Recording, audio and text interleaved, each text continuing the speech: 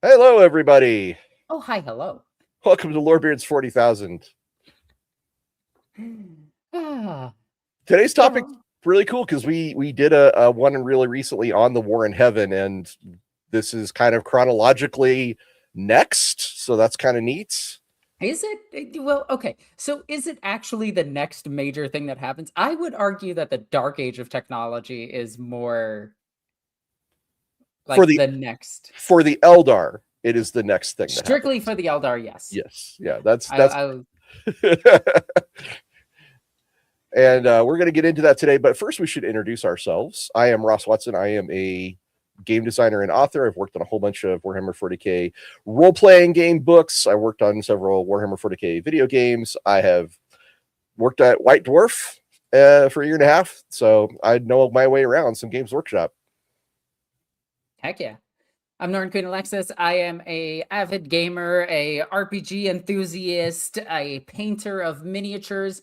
I am way too addicted to plastic crack, and I know you guys are too. I am almost done designing my game. I'm so close. The actual game portion of it is finished. I just need to do the everything else. Well, we do have a great comment here that I think you'd appreciate from the Perfection of Chaos, which is a great name. He says, I made my next infractor 2 minutes ago. I'm listening to dark, I guess, music. Slaanesh for life. Hell yeah. Hell yeah. You got to get your mark. You got to get your marks. Like this is my girl. This is Ricardo my Andre. guy. This is my person. Or actually they're not a person. My waifu. I think Slaanesh could be considered a waifu. Ricardo Andre points out that he has sent some information to the Discord. I did look at it. I didn't go full deep dive on it, but I did look at it, and I thought you had some interesting points there. And we're going to talk about some of those today, Ricardo Andre. So keep that in mind. So what is our topic today, Norn Queen Alexis? So today, we're talking about a very, very interesting thing. What if the Eldar didn't goon a god into existence? So we probably need to explain some things for people who are not super familiar with Warhammer 40K. First of all, the Aeldari. Who are they? They are, in short, they're space elves. They're an ancient, highly advanced species of humanoid aliens, also called Xenos in Warhammer 40K. They were created by the Old Ones, which are the most ancient species that we're aware of in 40K. And they were used as psychic weapons against the Necrons during the War in Heaven, which was an event that happened somewhere around 60 million years prior to the current date. If you want to see more about that, make sure you check out our last podcast. That's right, because we did a deep dive on the War in Heaven, and it made me go insane a little bit. Aeldari are all capable of being potent psychers. They all have some level of psychic ability, and their empire, which is very important for today's discussion, their empire once spanned the galaxy, powered by some very advanced technology, and connected to a dimension called the Webway, which is this sort of super highway of tunnels that are partitioned off of the warp. The warp is a separate dimension where it kind of reflects emotions and thoughts. And in current era 40K is where the chaos gods live and where demons live, and it's full of awful things. And looking upon it unprotected will kill you. But nevertheless, it's how everybody in the Imperium, it's how the Imperium travels over interstellar distances, as they basically poke a hole between reality and the warp, and they ride on the unfettered tides of hate through the warp, and then poke another hole and emerge much further away than they started. How did your sci-fi do space travel? Star Wars, we use hyper lanes where we can jump through the stars. Oh wow, that's pretty neat. Dead Space, what do? We alter gravity in front of our ships, just like in Futurama, and we pull our ships through this gravity wave. Oh, that's really cool. Star Trek, how do you do it? Warp drives, where we just launch ourselves at faster than light speeds. Cool. 40K, what do? We dive through super hell. Basically. So the Webway is how the Eldar get around. It's a labyrinthian network of extra-dimensional tunnels that allow not instantaneous travel, but very, very swift travel. And they inherited that from the old ones. About 10,000 years before present day, in the 40K setting, the Eldar civilization collapsed when their unchecked hedonism and excess birthed a chaos god known as Slaanesh. This event was called the Fall of the Eldar, utterly destroyed their civilization, created a massive warp portal in space called the Eye of Terror. And by the way, when Slaanesh was born, devoured most of the Eldari gods. And since then, every Eldari soul is hunted by Slaanesh after death. The survivors of the Fall of the Eldar are broken into 5 different groups, largely. There's the Asuryani, which are called the Craft World Eldar. They live on massive ships called Craft Worlds. They follow a rigid path system to discipline their emotions to avoid repeating the problems of the Fall. There's also the Drukhari, also called the Dark Eldar. They fled into the Webway, into a city called Cormorag, and they survived by feeding on the suffering of others. They essentially doubled down on what caused the Fall. They're like, no, we're going to do it harder. Harlequins is the third group. They are a secretive sect of warrior performers. They operate in little troops that put on plays and things to sort of keep Eldar culture alive, to tell stories of the Eldar culture.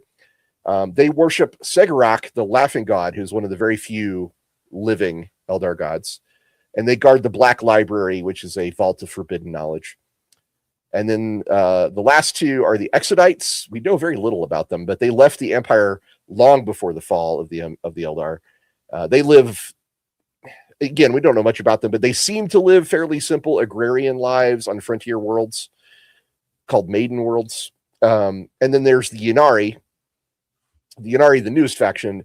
They worship Iniad, the Eldar god of the dead, who's a brand new god who has emerged.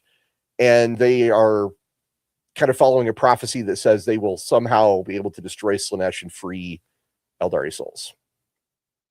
On the tabletop, they're basically an elite, fast, fragile army with a lot of hard-hitting power, but they can't really take a lot of punishment. Would you say that's accurate? I would say that that's completely accurate. They're also one of the hardest armies that GW has ever tried to balance because they're either way too good or terrible. Right now, GW has found a good balance for them, so everyone that plays them thinks they're bad. Would you like me to summarize the Fall of the Eldar before we talk about what if it didn't happen? Okay. Yes. So there's a lot that went into this because it was millions of years of hedonism. It was a slow civilizational suicide that ended in one instant of apocalyptic horror. Over millions of years, the Eldari built a galaxy-spanning post-scarcity empire sustained by immense psychic powers and total technological mastery. They were very, very good at technology and very, very good at psychic stuff. And yeah, they dominated a big chunk of the galaxy. There's a period called the Age of Strife, or the Dark Age of technology, that Alexis was talking about, where the humans spread out from Terra, and they largely settled worlds on the edge of the Eldari Empire. They didn't really like get too far into the Eldari Empire, because the Eldari Empire was very strong but the Eldari Empire was also not very expansionist. So there was room. They just did it around the edges, if you will, largely. And again, we're talking 3-dimensional space, so around the edges can mean a lot of things. Ball. Right. Human empire. Yeah. Well, it wasn't an empire. It was just a settlement of human cultures during the Dark Age, during the Age of Strife. So with no material needs and no real external enemies, because after the War in Heaven, the Orcs just kind of took a break. Well, there were Krorks at the time, and it's believed that the Eldar kind of culled the Krorks down to manageable levels while they were devolving and fighting amongst themselves into what we now have as orcs. Mm-hmm. That's what was believed. But they didn't really have any real external enemies. And the enslaver plague had ended the old ones during the War in Heaven, but the enslavers had been culled. I mean, they've been cut back considerably by this point. And the Necrons were all asleep in their tombs. I'm just going to assume that it was the Jakaro that killed all the enslavers. I don't need to explain it. That's what they did. That's my headcanon. It was just them, because they did nothing else. They have no credit in the War in Heaven or anything. They were just there. So the Aeldari Empire is largely uninterested in expanding. They don't really need to because they have a post-scarcity society. So they turned inward. Their culture focused on art, sensation, philosophy, but they slid into excesses of these things. So you ended up with these galaxy-wide pleasure cults, for lack of a better term. That sounds awesome. Right? Because Eldar souls burn very good. Sorry, I mean terrible. Dang it. That's bad. Awesome, but also terrible. Well, Slaanesh is basically the chaos god of sex, drugs, and rock and roll. So, I mean, that's kind of the way to think of it. I am so glad that GW, for the longest time, GW was pulling. I'll talk about this one later. Once we're done with this part, I want to talk about GW's history with Slaanesh. Sure, we can. Because Slaanesh, I mean, there's a lot going on here. Alexis is right to like maybe let this flow a little bit. But so Eldar souls burn very brightly in the warp. Their emotions from this decadent period pooled together there. It coalesced over millennia into this growing, unborn warp entity shaped by their collective depravity. This also caused... That went up my nose, sorry. Collective depravity went up your nose? Sometimes it just happens.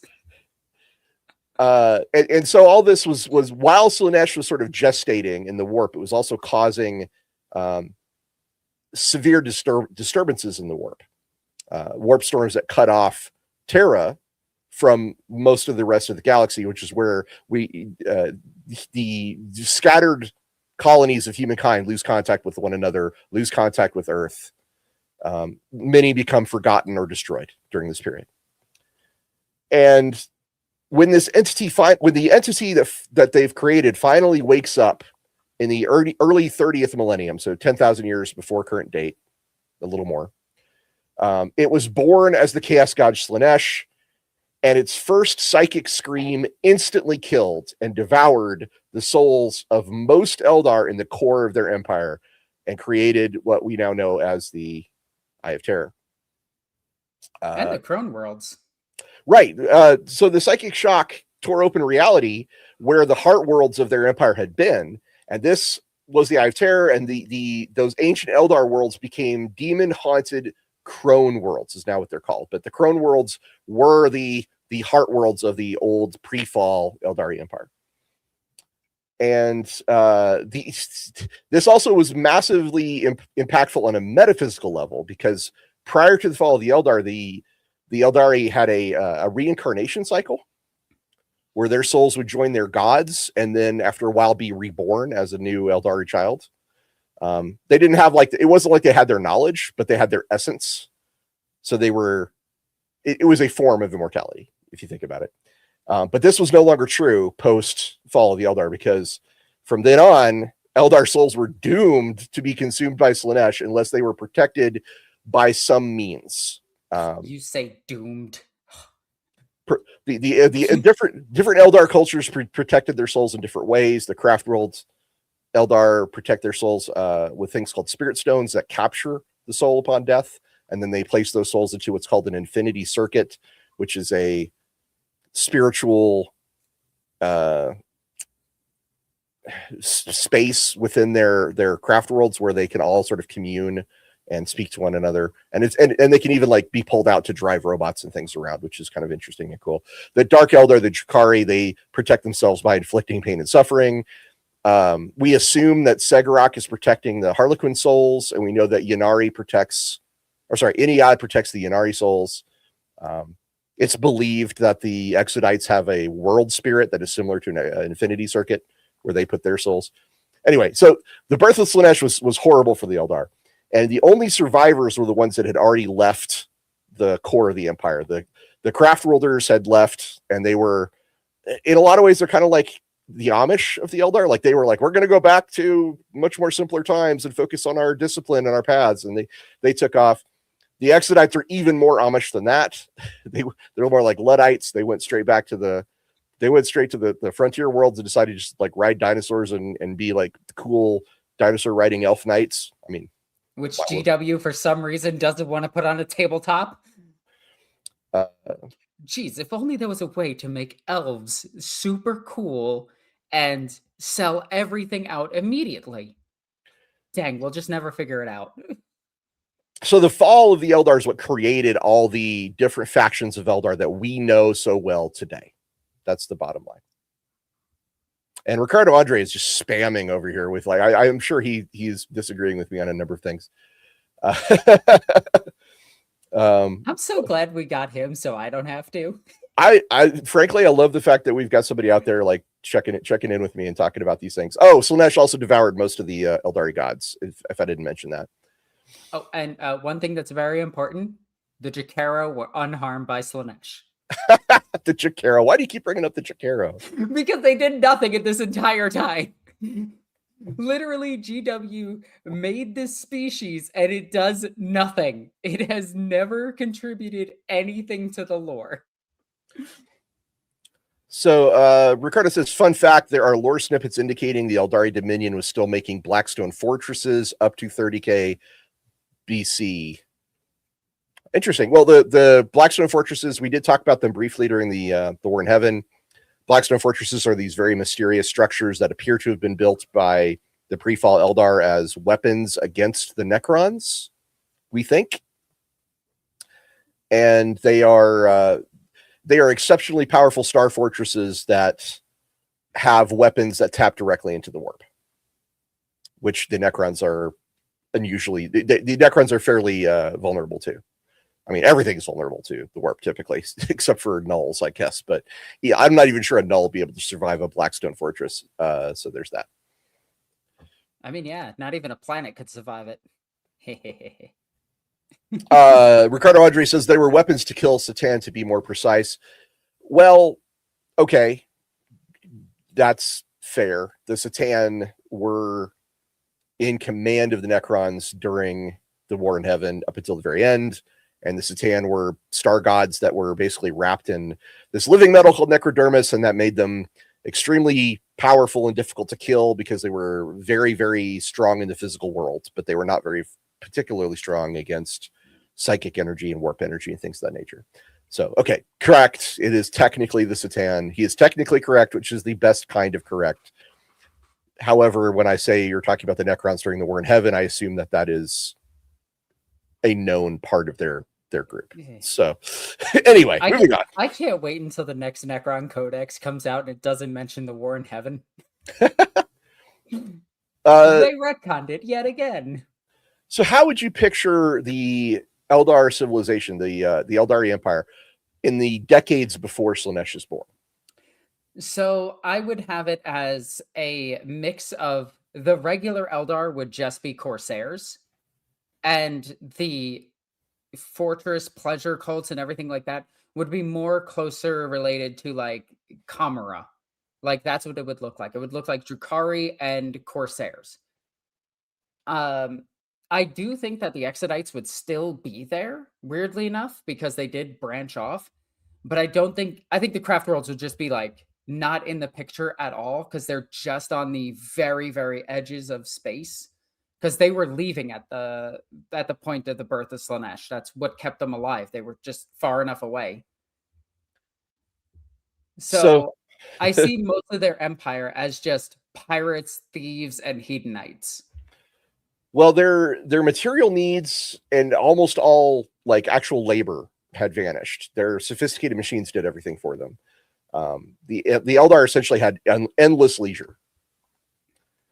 Boredom in a hyper-emotional, hyper-psychic species is not good. It drove them from the refined art and philosophy into pleasure cults, which were dedicated to experiencing every possible sensation, including, pain, humiliation, etc., etc. Just, generally darker stuff. Mm-hmm. Over time, these cults escalated. Torture, murder, gladiatorial spectacles. These became entertainment. God, I hope you're not talking about America right now. No, I'm talking about the pre-fall of the Eldar. So it's very clear. I'm talking about pre-fall Eldari civilization. There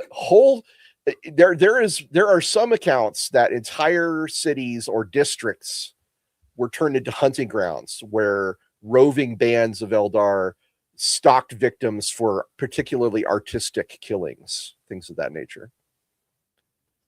That actually kind of sounds like really dope. I'm not gonna lie. As a fantasy setting, that sounds horrific, and I love it.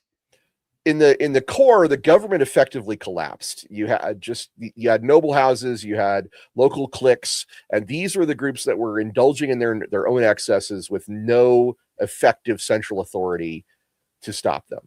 The worship of the gods had faded considerably during this time because they were like, I'm too busy learning all the different ways in which I can feel strange sensations and emotions to go worship with Cain or Isha or Segarak or Morai Heg or or Lilith, any of the Eldari gods. They didn't really, the worship had tended to fallen off at this point. And as we said, as Slaanesh is gestating, it's causing all these pretty massive warp storms throughout the rest of the galaxy. There were echoes of Slaanesh that became more unstable. Some pleasure cults even tried to contact a mysterious presence that they felt in the warp. They treated it like some sort of ultimate transcendence, and they were building altars to this thing rather than their own named gods because they could sort of feel it coming, I just want to point out to anybody listening, if a voice tells you to build altars to them, don't do it. Yeah. So a minority of the Eldar, they realized that their civilization was rotting from within, and something catastrophic was building in the warp. So the Exodites left first. They had abandoned all their advanced technology to live kind of austere. Again, we don't know much about I'm speculating about some of this, but mostly agrarian lives on remote maiden worlds, and they specifically did this to avoid the corruption that was occurring at the heart of the empire. The craft worlders were originally these like trading and exploration focused ships. And they were loaded with the people that were like, we want to get the hell out of here. The Eldar who were relatively sane got on board those. And they brought with them some of the art, the flora, the fauna, the cultural relics of the Eldari Empire. And nevertheless, these were the first two groups to leave. And nevertheless, these two groups still suffered casualties when Slaanesh finally woke up. They made it, but they didn't escape unscathed. And yeah, it's bad. It's bad from there. Also, the ships that they had, the Eldar craft worlds, are massive. They are entire continents worth of a ship. Just so incredibly huge that if they came near planets, they could cause catastrophic damage to the planet. I love them. They're so cool. So one of the major inventions of pre-fall Eldari civilization was the Spirit Stones, Infinity Circuits, and Wraithbone. Wraithbone is this strange psychoplastic material that kind of resembles bone, which is why it's called Wraithbone. And using their psychic powers, Eldari could cause Wraithbone to grow into structures and devices and tools. And I it just have something to interject really quickly. In the newest codexes, Wraithbone is a naturally occurring plant. that they can psycho grow and everything. So everything else about it is complete, like exactly what you said. But now we know that they can actually like manufacture it. They can grow fields of it. Some sources say that they draw power from the warp to manifest it, to make it grow, to bring it out. But the bottom line here is that Wraithbone is it's very strong, it's very adaptable, it can self-heal to an extent, and they use it for just about everything. They use it for Wraithbone is their vehicles, Wraithbone is their homes, Wraithbone is their ships, Wraithbone is their gear. You know, it is grown, not manufactured, and it's guided by beings called Bone Singers, which are a specific branch of Eldar psychics. They also just have a hilarious name. Bone Singers. Yeah. Sounds like somebody you'd find in Sweden or Iceland. You know, hi, we are the Bone Singers, and they go out on stage and like, are you ready to do some metal? You know, you're not wrong about that being like a super Icelandic thing. Although they would probably call them the Bone Singer Band, because Icelandic people are very direct in what they are. Like, I think there's a superhero name here, a superhero here that's a comic that's just called Superhero, and it's just the Icelandic word for that, and that's their superhero name. It's just Superhero. Nice. It's great. So we talked about Infinity Circuits of Spirit Stones, and this was a big change because, again, prior to the fall, they basically just reincarnated. Their souls went and connected with the gods. The warp was very different. The warp had yet to become a horrible, nasty place.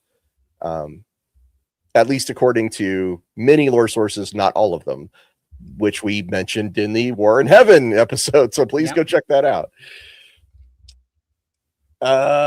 So what happened? So here's the question. Now we finally get to the question. What would happen? What if the fall of the Eldar did not occur and Slaanesh was not born? I do just want to quickly, before that, I want to explain GW's history with Slaanesh. Right. If that's okay with you. Yeah, do it. Yeah, go. Okay. So how to start this one. GW a while ago decided, this is under the past regime, that Slaanesh was too much for Warhammer 40k. They tried to remove it from AOS. They didn't put it in any of the video games. And they slowly started like stop mentioning Slaanesh in terms of like greater demons and everything. And they were slowly pushing Slaanesh out of the lore, because Slaanesh's demons were not family friendly, which GW at the time was trying to do a big push to try to be more of the every game, you know, where it was the household name. But you can't have a household name with a murder god of drugs. Just saying. So they started removing Slaanesh from video games, and while aspects of Slaanesh have made it into video games, like in Dawn of War 2, we're talking like early Dawn of War 1, Dawn of War 2 era. In Dawn of War 1, Slaanesh demons are just not in the game. They had to be modded in and everything. I did the voices for some of them, which is pretty cool. Then you get some Noise Marines every now and then in Space Marine 2. No, Dawn of War 2, you got Noise Marines, but that was it. None of the Chaos Champions were Slaanesh based. All of them were the other gods. We didn't even get like a Slaanesh Greater Demon, nor any of the other demons of Slaanesh.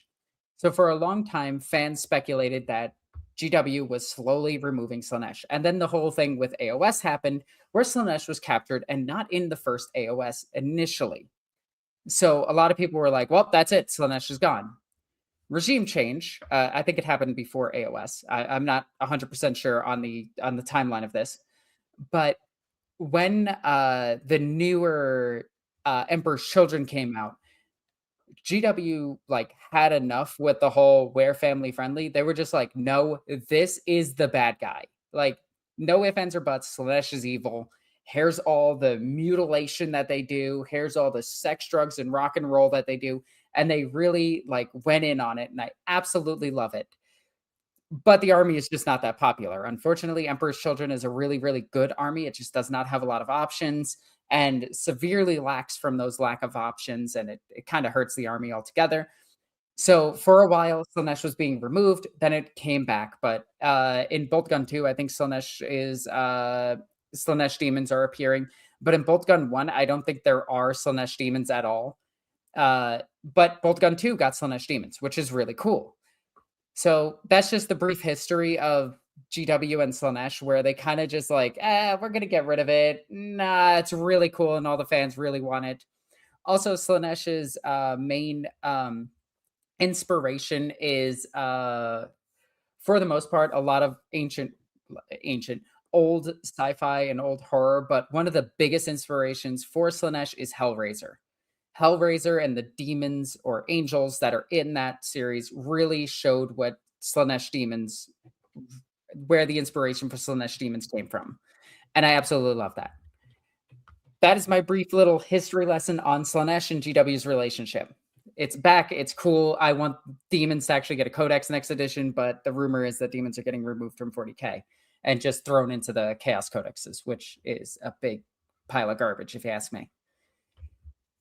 Ricardo Andre points out, he says the Aeldari expanded a lot through the dimensions available in the web by the webway. So in our galaxy wasn't that much populated, but the webway had massive populations rivaling the Crone worlds.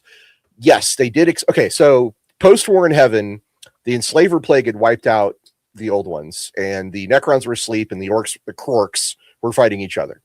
The Aeldari filled the gap. They expanded to a certain point within the galaxy, largely in the Segmentum Obscurus, I think, which is where the Eye of Terror is located. Yeah. But Ricardo Andre is very, very correct. They established many settlements and even cities in the webway, the largest of which is Cormorant, which is the home of the Drukhari now.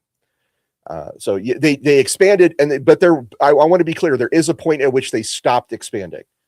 Once they'd reached a certain point, the interest in exploration and conquest and expanding their empire turned instead to, well, sex, drugs, rock and roll. So, and just to add to this, at this point, humans were starting to expand into the galaxy, just going around the warp storms and everything. And the Eldar, well, they may have killed a few of them. There were enough human colonies out there for the Great Crusade to go and try to find all of them. Oh yeah, for sure. There's also a question here about from Eric's Skria, I think that's how you pronounce it. Really cool avatar there. The Age of Strife won't happen, right? Question mark. That's the bit caused by the fall. The Age of Strife is caused by the warp storms caused by Slaanesh's gestation, is a better way to put that. So we do need to talk about that, though. Well, very briefly, because it's the Imperium is really just not much of a factor in until you talk about, 30,000, the year 30,000, which we're not even anywhere close. We are starting to get to that point. Yep. But the Age of Strife definitely does happen, to be clear.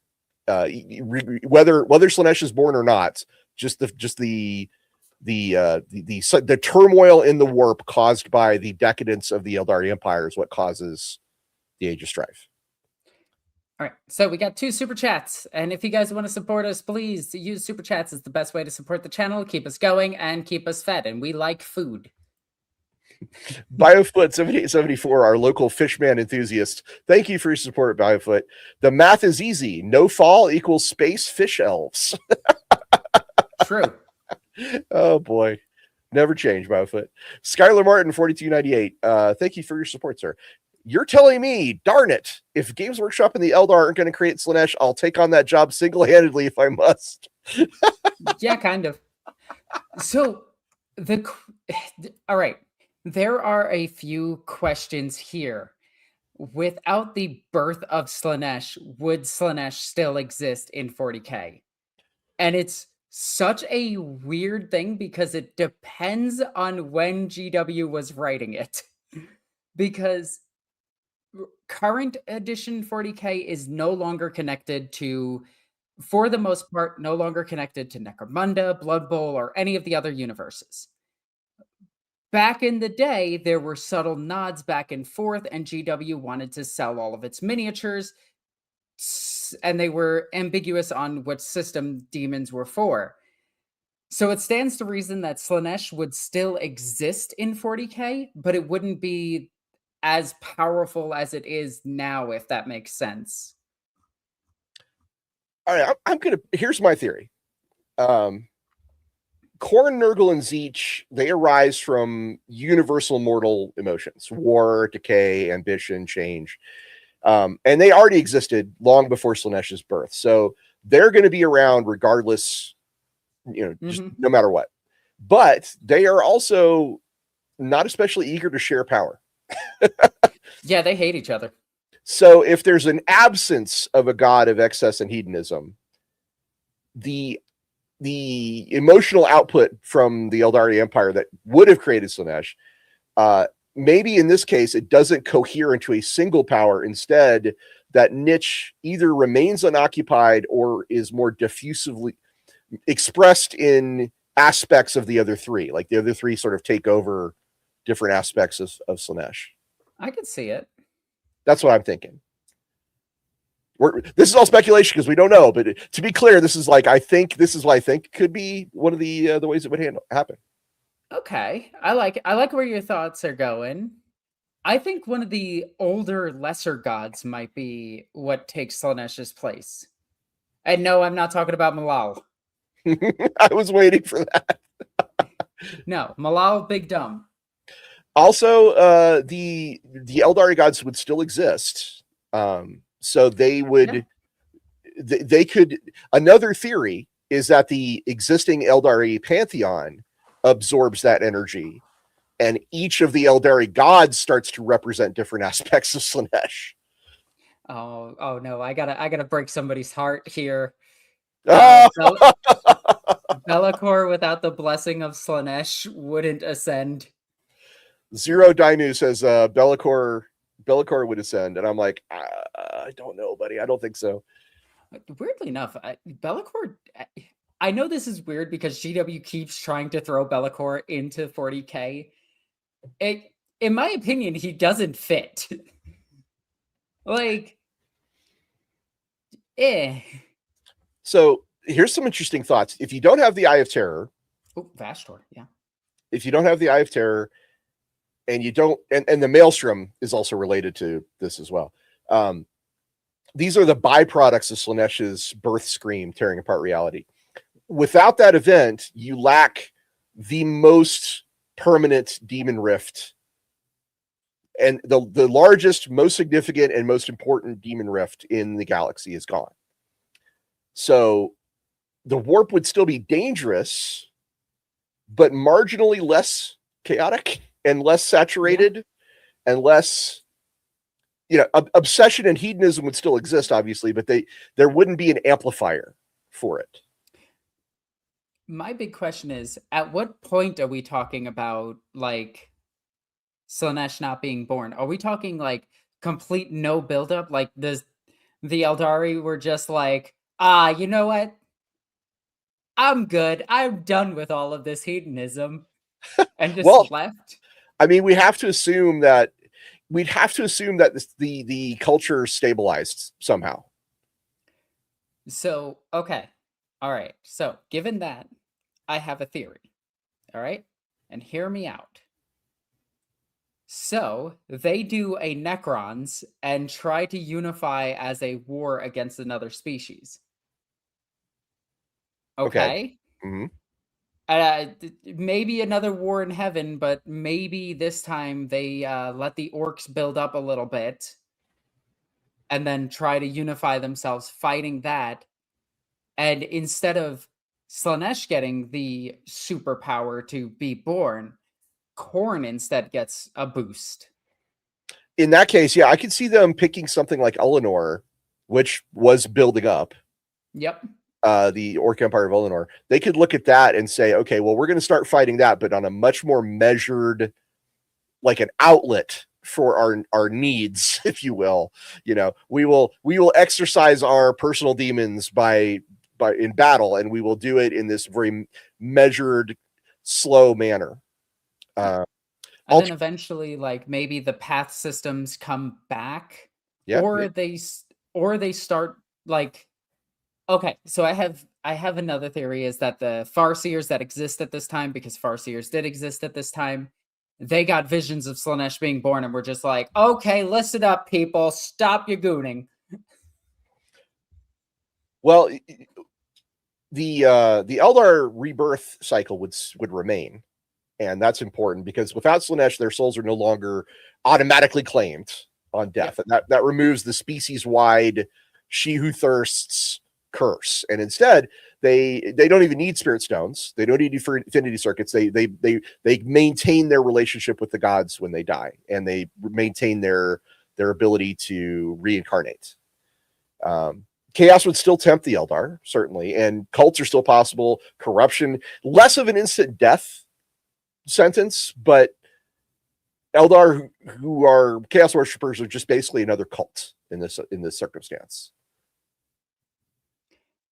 So now it begs to reason, like, can the other three gods? All right. So we know that the Chaos Gods operate on a completely different wacky times timeline than the rest of the galaxy, because everything that is in the warp has always existed, will always exist.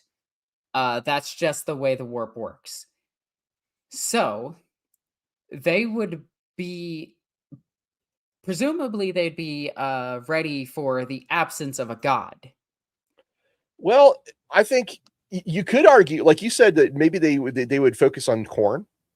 Yeah. Well, Tzeentch being the god of schemes, he'd probably have a lot of fun playing around with the Eldari civilization.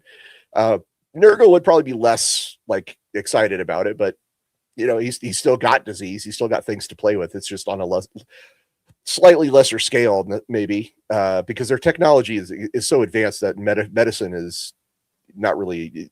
You wouldn't have to worry about getting sick. So I don't know. I certainly see Khorne and Tzeentch thriving in this circumstance. Well, not only do they have all the medicines and everything, they have Isha. And Right. Isha can cure any disease that Nurgle gives to them. Outside of technology, they have their gods. Yes. Yeah. Agreed.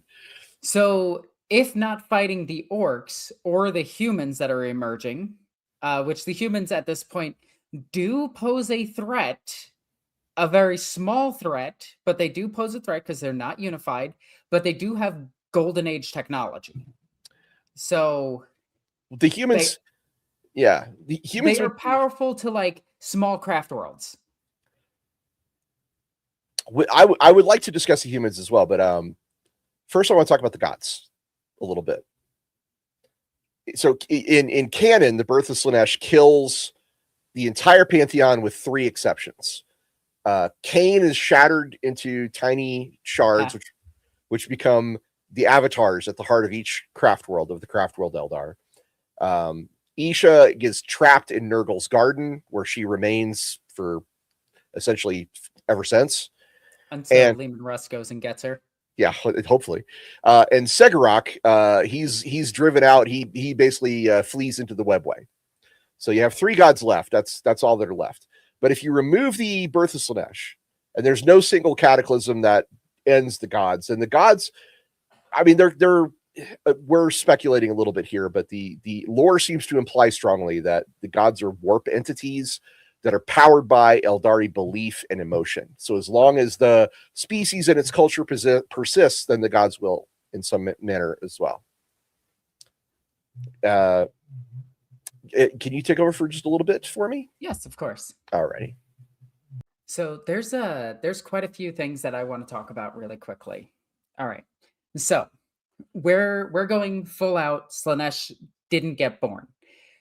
But my idea is this. The warp storms still exist everywhere because Slaanesh was almost born. At this point, the gods of the Eldar step in and are like, hey, listen to us. And they say it with such authority that the Eldar Farseers start realizing, oh crap, we almost gooned a god into existence. I'm going to keep saying that because it's the easiest way to get around being demonetized.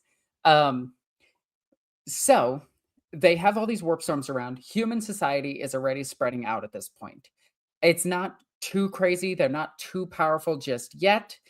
But the Eldar are now going to realize, well, a good chunk of them. A lot of them are going to realize, hey, we almost birthed a god. Some of them are going to split off and become the Drukhari. Some of them are going to split off, become the, all the different branches. But at this point, they still have their god of the dead constantly reviving them.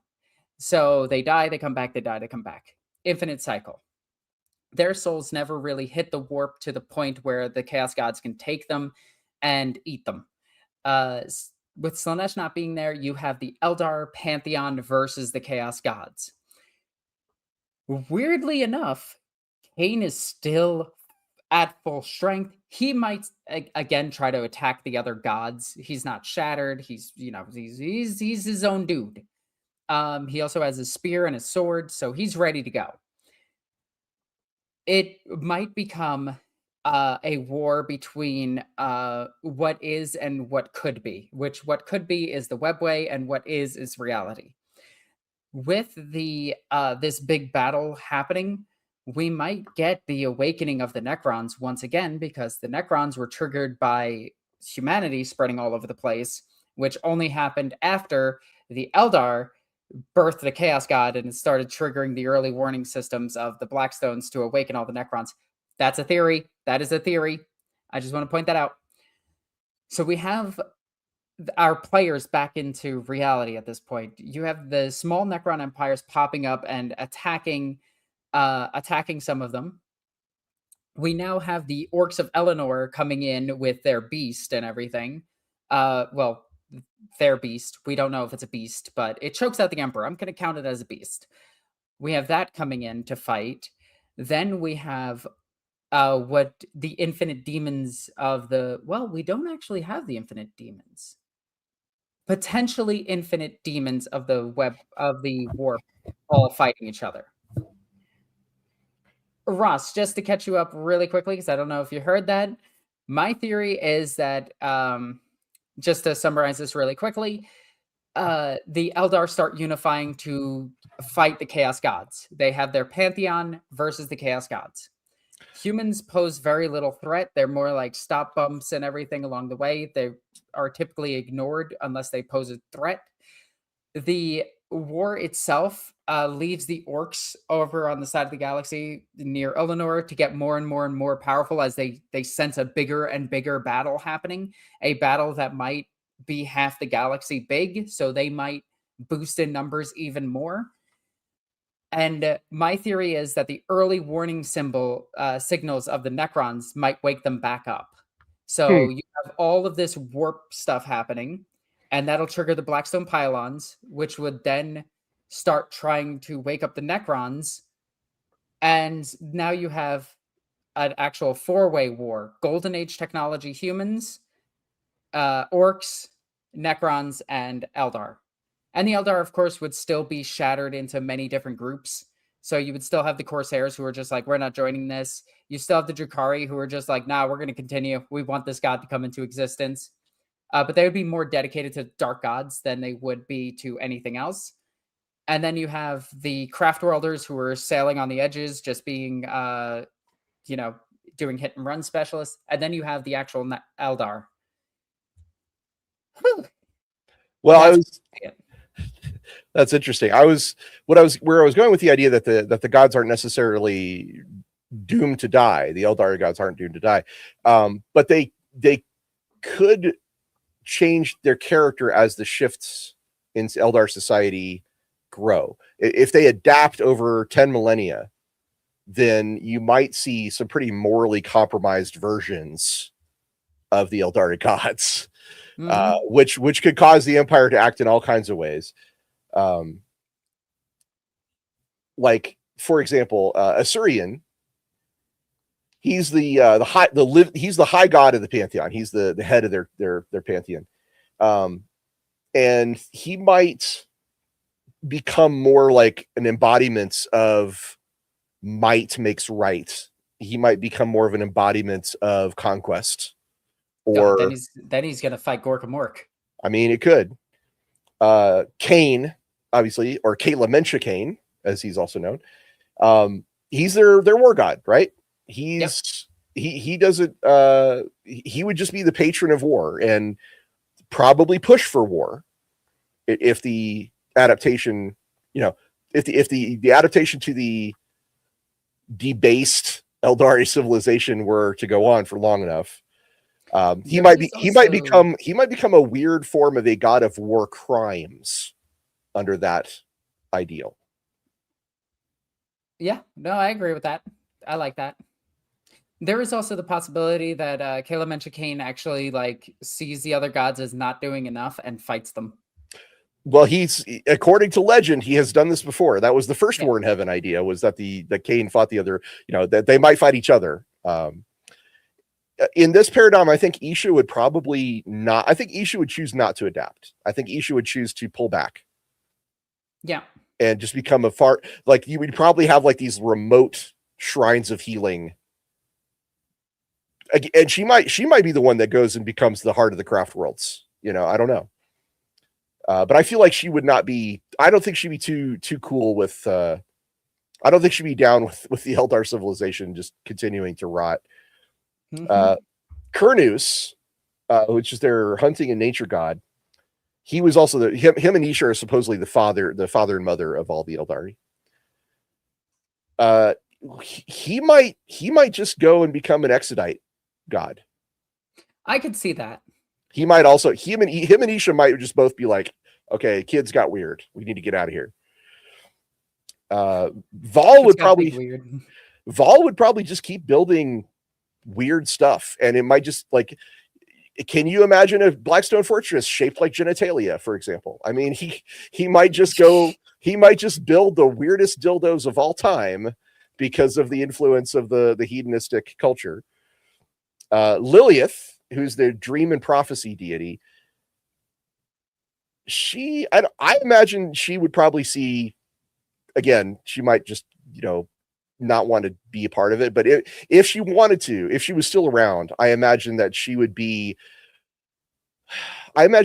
her worship of Lilith would probably be something similar like a hookah den, where you do a shitload of drugs to see the future and are guided by not necessarily dreams, but more induced visions from depravity or from altered states of mind, if you will.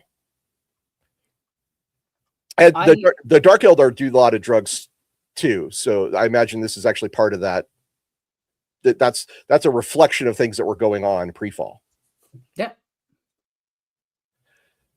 And Morai Heg oversees death and reincarnation. She'd probably, I imagine she'd just be fine. She'd just be like, cool, we're going to keep reincarnating. We're just going to keep reincarnating. Business as usual for Morai Heg. Segarak, he doesn't have to hide, so he wouldn't be hiding in the webway. I have a theory about Kegarath. Go for it. Kegarath might actually just go to the Emperor.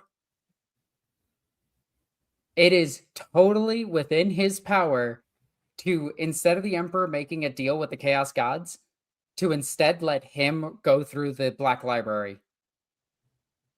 Yeah. That would actually be how the Primarchs are built. Then is he the Eldar? So the Emperor would make a deal with Segarak, travel to the Black Library, learn what he needs to know to create the Primarchs, and then go create the Primarchs. Yep. Interesting. And then you would have the Primarchs. They would be warp touched, but not by chaos. They'd be warp touched by the Eldar gods. Now, this is, of course, assuming that the Emperor wouldn't just kill a god on sight, because that's kind of what he did to the Void Dragon. Although it's theorized that he made a deal with the Void Dragon instead and let the Martians just get sacrificed to him.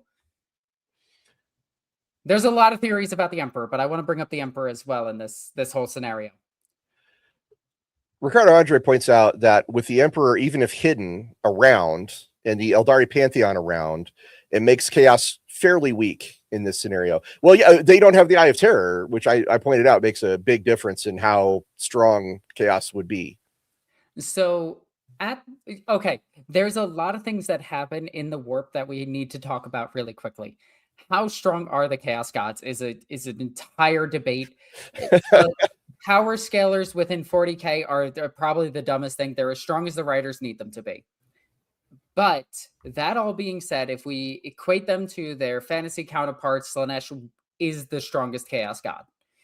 Slaanesh draws their power from everything that everyone does in excess. So if somebody is murdering a bunch of people, that power would go to Khorne, but some of it would get siphoned off to Slaanesh.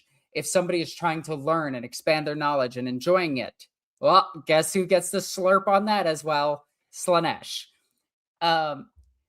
But that all being said, there were some limitations of the Chaos Gods during the Great Game. One of them is Tzeentch discarded his staff or his book, I can't remember which one, and asked the Changeling to go and find it. I guess he put it down somewhere and forgot.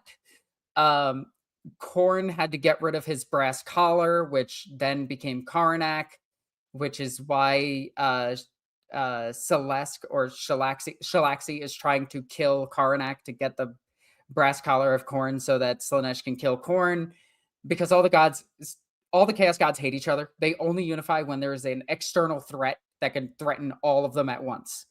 That being the Emperor. But this could also be the Eldar gods at this point. Here's a great comment from Ricardo. Oh no, sorry, wrong one. Great comment from Wes Luce. So will Lorgar access Slaanesh back to life? Maybe. That's a wild thought. Yeah, I love it. There's a good question. Would the Black Library exist without the Fall? So Kigarath was already collecting at this point. So yes, maybe. I think so. I do think so, because the White Council is also there, and the White Council split off from pre-Fall Eldar. For those of you that don't know, the White Council is literally a 2-sentence thing in a Gav Thorpe book. And they are just the Eldar within the Black Library. That's it. We don't even see them in Demonofuge when Ethereal Stern goes in there. So I believe the Black Library would exist in some way, shape, or form. Gonzalo Vicente asks, could Kane also be held in reverence by the Drukhari, a bit like Fantasy's Druchi? Well, I mean, if there was no fall of the Eldar and Kane was not shattered, absolutely. There's no reason why he couldn't. So about the Black Library, that's a bit nuanced. There's a book called The Path of the Outcast. And in that book, they said the Black Library was founded after the fall. And in that story, Segarak fled into the Webway after escaping Slaanesh, arrived at a craft world hidden deep within the Webway, and urged the scholars living there to preserve what had happened. And that is the foundation of the Black Library, the foundation of the Harlequins, et cetera, et cetera. The institution of the Black Library is a post-fall creation. The need for it arguably would not exist without the fall of the Eldar.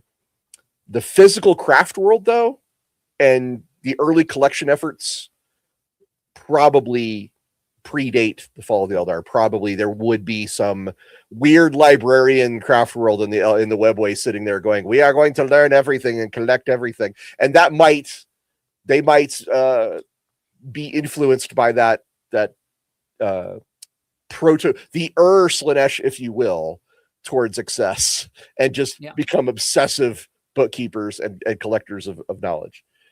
It would certainly not exist as it exists now, but there would be some form of it. It just wouldn't be like, here's what we know about chaos in this one really protected place. The Black Library, as it is, I'm sorry, I know you have something to say. I'm just going to finish this really quick. The Black Library, as it is, it's fundamentally a survival mechanism for a broken civilization. So there's that. Go ahead. I immediately forgot what I was going to say. Oh, no. No, it's all good. It's all good. I'm sorry. So we think that Slaanesh would potentially start coming into being and then be snubbed out. Is that what we're going with? Well, if I believe he would still gestate, they would still gestate, right? Like, I don't think you can stop the gestation. I But think you can this. stop the form. You can stop the birth. I think. I think the 60 million years would pass, and then the Eldar, towards the later bit of it, would start stopping the creation of Slaanesh in some way, shape, or form. That's where my brain is thinking this is going to happen. Oh, also, if anybody in the comments has a crazy radical idea that they want us to talk about, you could do that by using a super chat. As super chat goes a long way to helping us out. Blah blah blah. You already heard the spiel. But if you want us to like fully make sure we get your comment, boom, that's how you do it. Yeah, and we're still workshopping some of this stuff. The channel's only 3 months old. We're doing our best. So here's the line I'm currently working on for the like and subscribe. See if you guys what you think of this. Hey, if you enjoyed this dive into the grimdark, hit like and subscribe so the algorithm gods will spread the heresy of Lorebeards 40K. I like it. That's what we're working on. We're workshopping that one. So one idea about the Eldar civilization never going away, though, you could, if an Eldar empire stayed intact, it would remain the dominant galactic power. The Imperium would never get that power vacuum to fill after the Age of Strife. Their window would be shut. So the Great Crusade would either be far weaker or not truly galaxy spanning. So humanity would still advance and probably still become more psychic. But the Emperor has to contend with a living, unified Eldar superpower instead of ruined and scattered craft worlds. So maybe in this scenario, you could see the Emperor maybe not revealing himself right away, maybe waiting, delaying, or he could get stuck in a Cold War between the emerging Imperium of Man, and it would be very slow emerging because of the warp storms. Mm-hmm. But a Cold War between the emerging Imperium of Man and the Eldari civilization, because you don't want a hot war with the Eldari Empire. They would just wipe you out. They would their technology is way too good, and there's just way too many of them. So there's a few things, okay? A few things I want to mention here. One, would the Emperor need to be born? This is a very weird question because the Emperor was born to fight chaos. If the Eldar destroy some of the Chaos Gods, there might not be a need for the Emperor, and thus he might not ever come into being. Can the Eldari Empire destroy Chaos Gods? So that is a maybe. The only reason that we know that Chaos Gods can die is the end times. That's it. But then chaos is eternal. So it eventually, when AOS started, the Chaos Gods just existed. But we know that they can be trapped for eternity. With Slaanesh being wrapped up in chains and gorged. So we know that they can at least be suppressed. So there's the whole, can the Eldar figure out a way to suppress or the fan favorite, they could shatter the Chaos Gods. I like this one from Rush 21129. He says, like and subscribe today to avoid inquisitorial censure. I like that one too. We do got a super chat. Yeah, Skylar Martin. Slaanesh returns soundtrack to Bring Me to Life. Oh God, that song is over 20 years old. Oh my Lord. Shush your face. I don't need to know that all the music I listen to is 20 years old. Oh Lord. I love it. Thank you, Skylar Martin. That's hilarious. I think so. Go ahead. So if the Emperor is not born, the human empire is never unified and is just obliterated. Like there is no way that they could unify under anything else. They would just slowly be destroyed unless Mars did it. But Mars only exists because of the Emperor. Mars, the way that we know Mars is the Emperor went to Mars prior to it becoming all admechified, captured the Satan, offered it the people of Mars, and then left came back 10,000 years later with the information, well, came back a few thousand years later, Admech formed, and was like, check this miracle out. I'm your god. Some of that is supposition. Well, yeah, We don't it's know for sure that obviously that's what happened. hyperbole. If humanity were to unite, it would probably be under a Martian technocracy of some kind. Regardless of the Emperor's involvement, just because Mars was Mars and they needed technology to survive, unlike some places on Earth. So here's where I'm thinking, though, is that the Aeldari Empire has a different problem. They don't have external problems. We've covered that. They don't really have external problems. Their problem is internal. They're still rotting from within. And I think instead of the one massive apocalyptic moment, they would get a long, uneven decay, civil wars, corruption, cults, gradual territorial loss. The fall of the Eldar would instead be like a 1,000-year process of fragmentation. I think. I like that. Hear me out. That's when the human empire joins one of the sides. That's the new Great Crusade. Now we're talking. And knowing the Imperium, they're going to betray the side they join.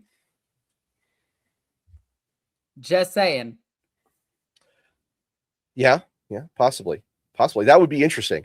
I think so. Without Slaanesh, you could get a bipolar galaxy, a descendant human Imperium, and a still mighty, regardless of decay, still mighty Eldar Empire. And this could be a long-term rivalry. It could be proxy wars. Could be a Cold War. The shadow conflicts in the webway could be a thing. The Tau might still exist. Maybe, quite possibly. They wouldn't. Okay, so they wouldn't have the warp storm that made them. So, okay, the origins of the Tau, just really quickly for everyone out there. Originally, the Tau were just primitive xenospecies that when the Imperium found them during the Great Crusade, just marked them for extermination later and did nothing with them. Then, a couple thousand years later, they viewed them again. They were still nothing. They marked them off to be exterminated later. Then a warp storm happened. They aged thousands upon thousands of years within that warp storm and became the Tau that we know today, which then proceeded to try to expand its territory. Without that warp storm, they might have just been annihilated, or the Kroot might have taken them over. Yeah. Well, the Kroot were one of the first species they encountered, so yeah, that could be interesting. Skylar Martin says, I wonder if the Eldar not birthing Slaanesh would mean desire simply looks different in 40k. The other Chaos Gods try to monopolize Slaanesh's sphere of influence. Meanwhile, there's the Shadow of Truth. We talked about maybe the Aeldari Pantheon could absorb some of the aspects of it as well. It could be, instead of coalescing into one thing, it could be spread out amongst a lot of things. Could also make the other three Chaos Gods very, very, very powerful. Possibly. But without the human empire, Vashtor doesn't come into existence. True. I'm going to have to step away for a little bit, so I'm going to leave you to run this for a little bit. All right. I'm going to talk about the Emperor because I really like the Emperor. So we have no warp storms. No, we have warp storms all throughout the galaxy right now. The human empire would still have its Dark Age of technology and would still be like trying to get around these warp storms. It would be very slow. They wouldn't be unified in any way, shape, or form. They have no communication between each other. The Emperor emerges. He would then try to create the Primarch Project to try to unify humanity as per his goal, and also destroys chaos, because that's kind of where he stood. In the Heresy, he almost killed all the Xeno species, and he almost defeated chaos, which is kind of a really radical feat in the whole Warhammer 40k setting. Chaos was weak and had to unify to fight the Emperor, and ultimately they did win, but that's a whole theory on whether or not the Emperor lost or won that war. I think he chose the third option, which was to sit on a chair for 10,000 years and become a god, which is not what the Eldar predicted. So the Eldar do know about the Emperor. Like even like 10,000 years like during the heresy, they knew about the Emperor. Eldred definitely knew about the Emperor. Eldred would probably try to make the Emperor happen. He would probably be the one to take the Emperor to the Black Library and to teach the Emperor a new way of making Primarchs. So from there, we have the Emperor with the Primarchs, with a unified Erda, with a unified Astarte. They would probably still make the Thunder Warriors. They would still get destroyed. Astarte would be killed. That all would happen. But without the involvement of chaos, Erda might not scatter the Primarchs. Minor spoilers for the books, but in the Heresy novels, there are 3 different stories on how the Primarchs got scattered. All of them are true, and all of them are lies at the same time. Erda scattered them because the Emperor was going too fast, and he didn't have a proper plan for destroying chaos, and he was going to kill his sons. Chaos scattered them because they posed a threat. And then there's the old one where they were just scattered by the Chaos Gods instead of just thrown into a sun, which would have made a lot more sense. Like, oh no, these things pose a threat to me. Yeet, sun. Got rid of them. Cool. Now you're back to square one, which would have been a lot easier for Chaos to do, but they didn't. Ricardo Andre has a couple of interesting points here. He says, I imagine the Great Crusade still happens, but as the Eldar are looking inwards and uncaring of the galaxy, the Imperium still becomes the galactic hegemon, except in Segmentum Obscurus. Time is on mankind's side. You're largely correct, but remember the warp storms are going to wreak havoc on Swift. Swift expansion is simply not going to be possible. Let's just put it that way. But he follows this up with, Eldari take far longer than humans to change. Reform would take centuries, if not millennia, while the Imperium takes the hegemonic position as the dream of the Emperor can come.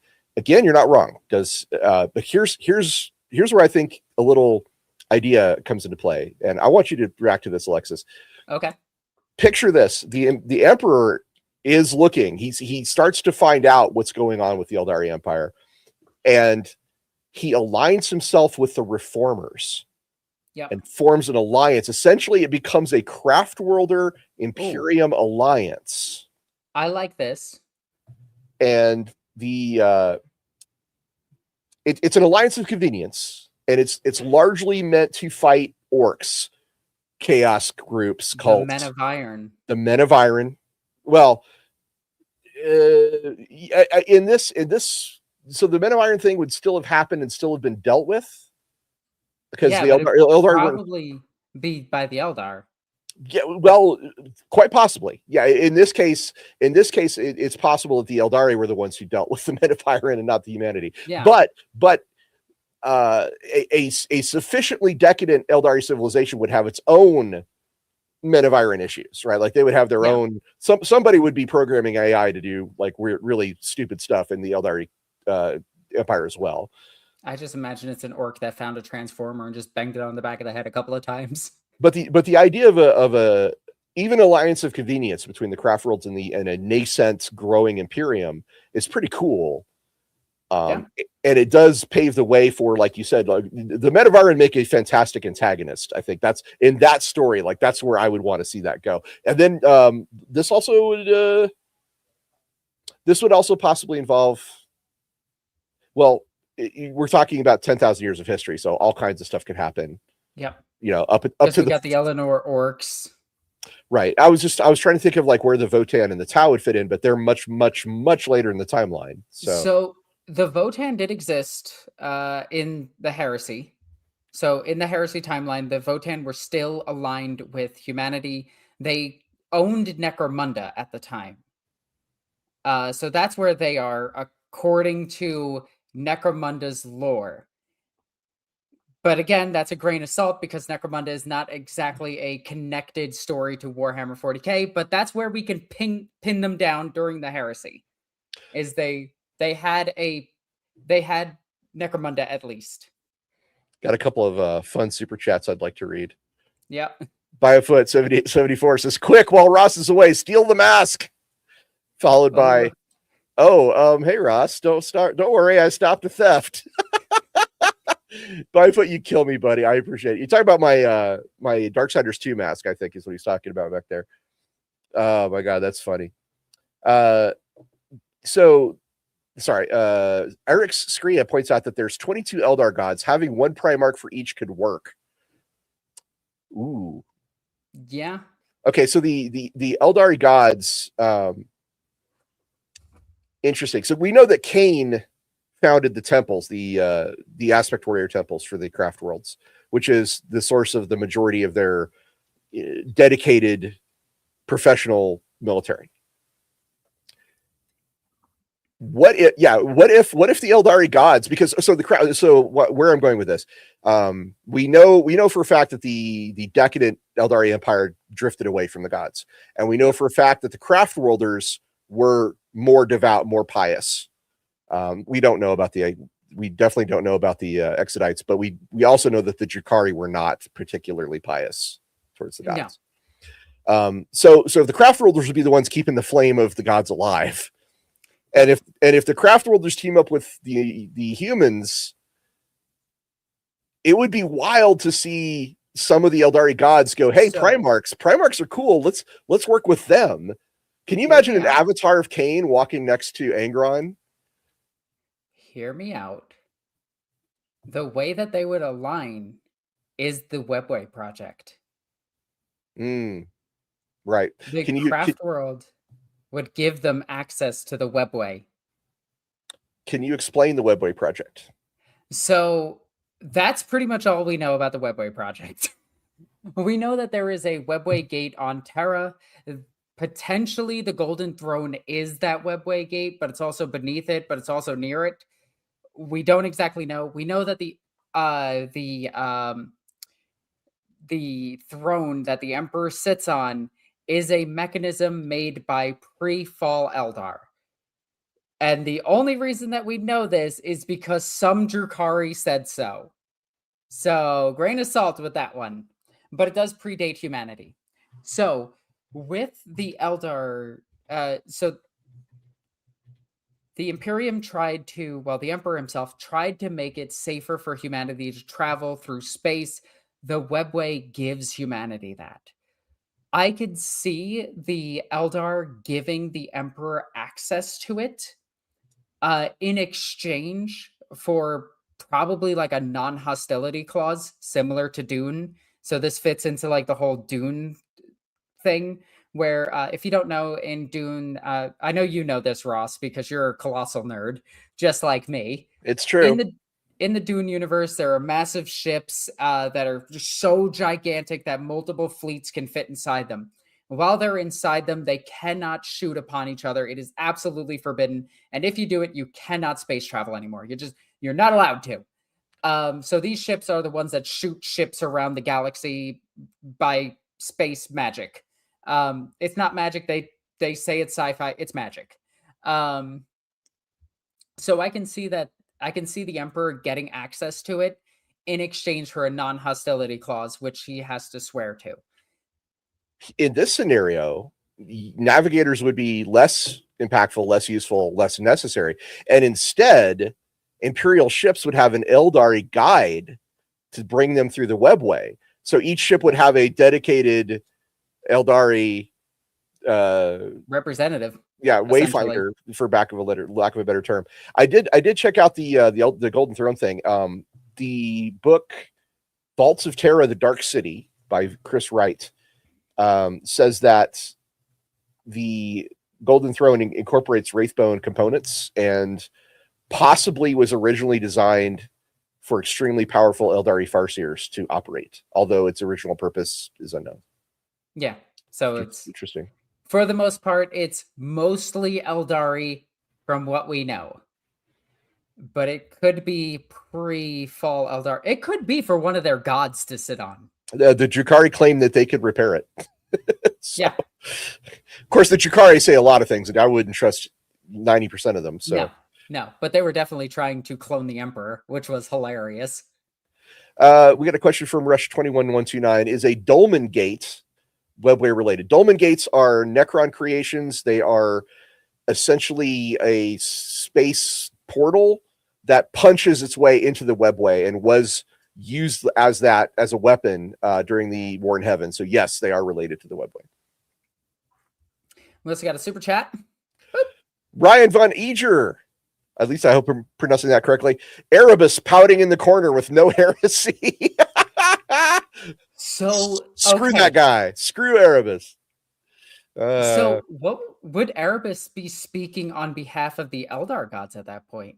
Or do you think the combined influence of the Chaos gods would still get to him? Okay, so fun idea is what if the heresy is actually instigated by Slaanesh wanting to be born? Oh, now you're talking. Okay. This I like. All right, why don't you run with that?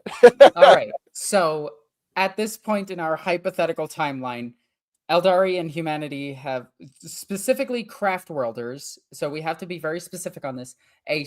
Which is a small group, mind you, gave the Imperium access to not only the Black Library, but gave access to the Webway. So humanity has its Primarchs. They are not scattered, which is huge. They have all 21 Primarchs. Technically, they still have Erda, so they have another super powerful Perpetual. They have what's the other guy with this Eldar scissor thing where he cuts through time? I can't remember. Grammaticus? God, I don't know. I'm sorry.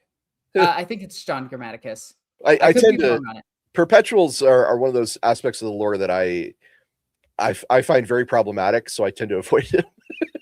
Well, they're only perpetual until the writers don't need them anymore. And they're only typically they're only part of Dan Abnett's writings. So typically, yes, not always, typically. Yes, Grammaticus. Thank you. Yeah, well, he's a perpetual. I knew he was a perpetual. I didn't the Eldar scissors thing. I was like, I'm not sure. Yeah, he's got like time scissors where he cuts through timelines. It's just a silly joke that I think they threw into the book that just went too far. But anyway, so you have Eldred as the advisor to the Emperor, which everyone knows Eldred is the only good guy in 40K. Hypothetically. So the Emperor now has all of his Primarchs, and his crusade is to unify humanity, still crush Xenos, because again, the Imperium is hyper xenophobic, but now it would be to everything but these guys. The Imperium could still potentially create. I'm going with the idea that the Emperor created the AdMech. I'm going with that theory. No, that seems legit. Like, it's highly implied in the lore that is in fact the case. Yeah. So the Emperor makes a secret pact with a Satan, doesn't tell the Eldar, so there's still seeds of doubt there. The Emperor intends to betray the Eldar because it's the Emperor and he's hyper xenophobic. And deeply, profoundly flawed. Exactly. Where he thinks his plans are the best, and that's why him and his wife broke up. You mean Malkador, or do you mean Erda? Well, first one, then the other. We now potentially have Eldar sitting on the Golden Throne to power it. You potentially have Eldred sitting on the Golden Throne to power it when the Emperor is needed somewhere else. Well, the Golden Throne would not be... The Astronomicon wouldn't be necessary if you have the Webway. Potentially, but it might be the thing that banishes... It might be used for a different alternative purpose of banishing demons. Rather than navigation. Okay, I get you. Yeah. Okay, I get you. Yeah, okay. So now... Hey, Sotek's here. So now we have the Emperor going on his great crusade, unifying humanity, destroying everything, which plays exactly into Slaanesh's ploy of unifying the darker kin of the Eldar to create this, to create Slaanesh. The Emperor would want to create it? No, it would be... Oh, hang on a second. Sorry, I gotta throw this over there. There we go. Sorry, I had to answer it. Slaanesh would be the one that's unifying the cults that are slowly worshipping it, and they would be the ones that are instigating it, and then they would use Erebus to start a heresy. Right. So Slaanesh is not only talking to Eldar cults or Slaanesh, the proto Slaanesh. He'd be talking to Erebus, and Erebus looking for something to worship goes that direction. Although the imperial truth might be very different if there is no Slaanesh, and if the Aeldari gods are around, and if they're aligned with the craft worlds. There'd be a lot of awkward questions about religion and gods. I think what point out, humans are still forbidden from talking with Eldar. They are just like kept at arm's length, and they don't interact as much as the Emperor or the Primarchs are the ones that run messages between each other. I want to answer this one from Sotek. He says, without Slaanesh, I wouldn't get my dinosaur riding Exodites, so clearly this would be the worst timeline. Okay, you would still get your Exodites because the moral decay of the Empire is still there. Like it doesn't go away. And the Exodites were leaving that. So the Exodites would still exist. They would just be even more marginal because there's the Empire still at least the majority of the Empire still exists.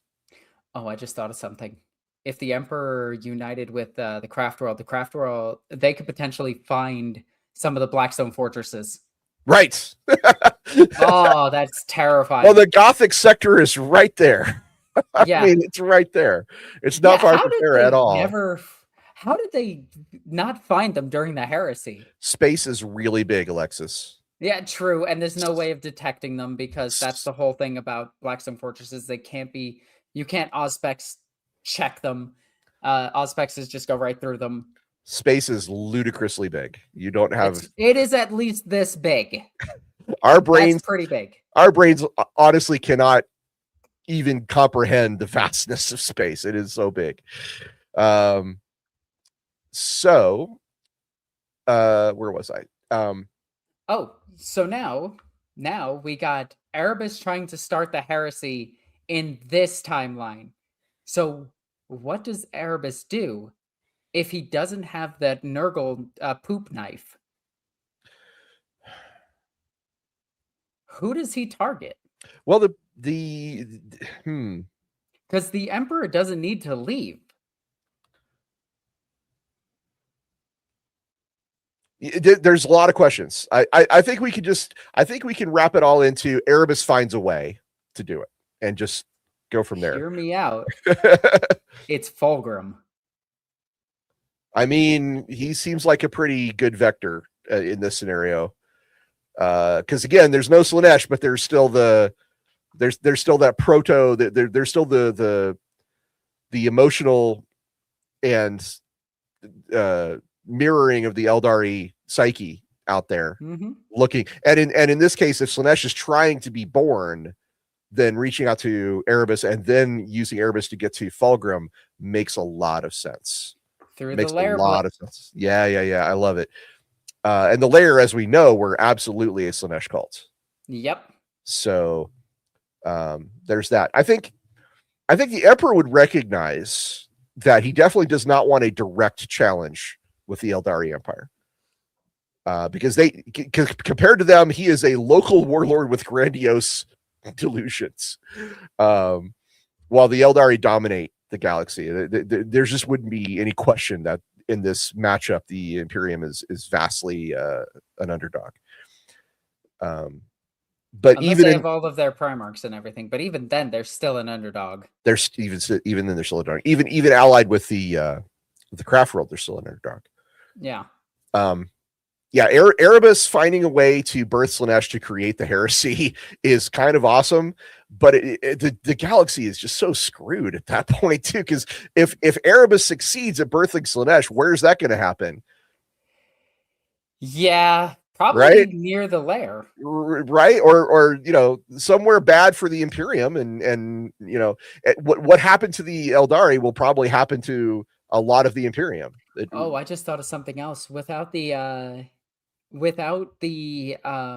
potential of needing the Astronomicon as a beacon, the second Astronomicon might not be activated, which summons the Tyranids. We think the Tyranids might never come to the galaxy. The Tyranids change all the equations though too, because the Tyranids. Anyway, so there's a lot of what ifs here. But just sitting at the Great Crusade timeline, right? Hmm. Um, I do love the idea that Slaanesh wants to be born so badly that it finds a way to corrupt Erebus and then to Fulgrim to make it happen through the human Imperium rather than through the Eldari one, which again raises a lot of questions. What happens? Does Slaanesh get a taste for human souls in this case? Can the Emperor protect human souls from Slaanesh's hunger? Ooh, that's also like scary. You think? Yeah, because that's the human empire just gone in an instant, unless the emperor can protect it. The other another possible way though is that the Imperium and the Eldari Empire end up kind of like in a detente, like we talked about the Cold War type scenario as Hmm. well. And I love the idea of like doing a bunch of spy stuff with Eldari versus Imperium. Like that's a fertile ground for a lot of really cool ideas. The Officio Assassinorum, the I don't know, Rangers or special temples of Eldari spies and assassins. It could get pretty wild. It could get pretty wild. There wouldn't be so the Emperor could still create legions, Yep, because he and creates the legions on Terra. yeah, Terra and Luna, Yep. with the help of Mars.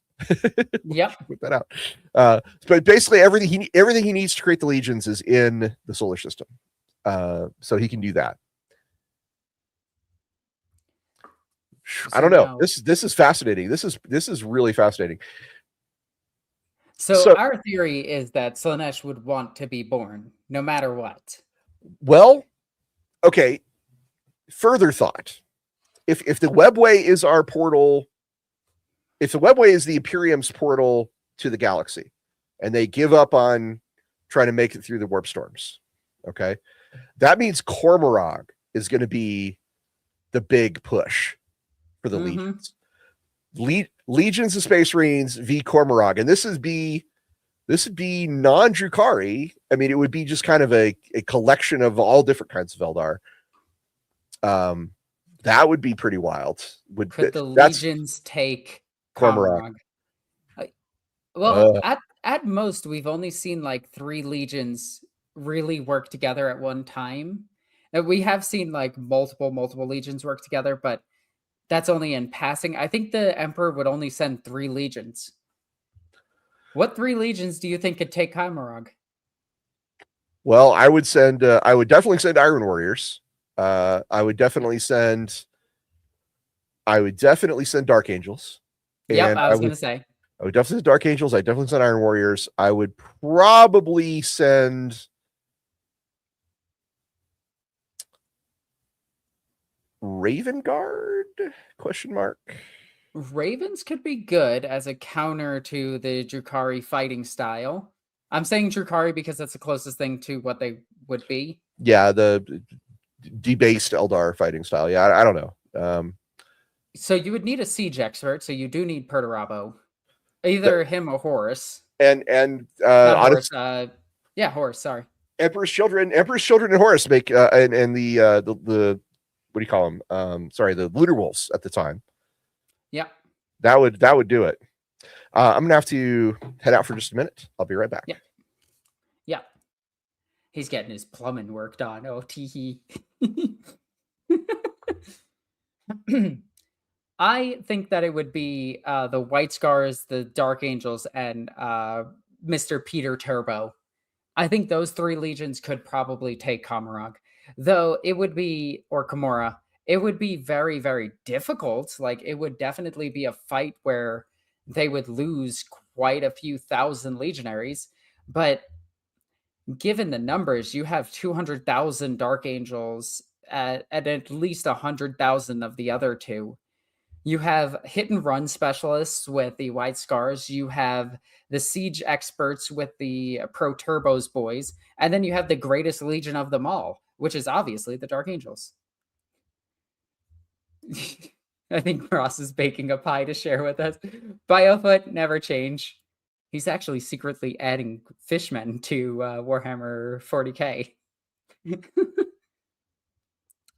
Although my idea of the fall of the the whole fall of the Primarchs into a heresy would actually be.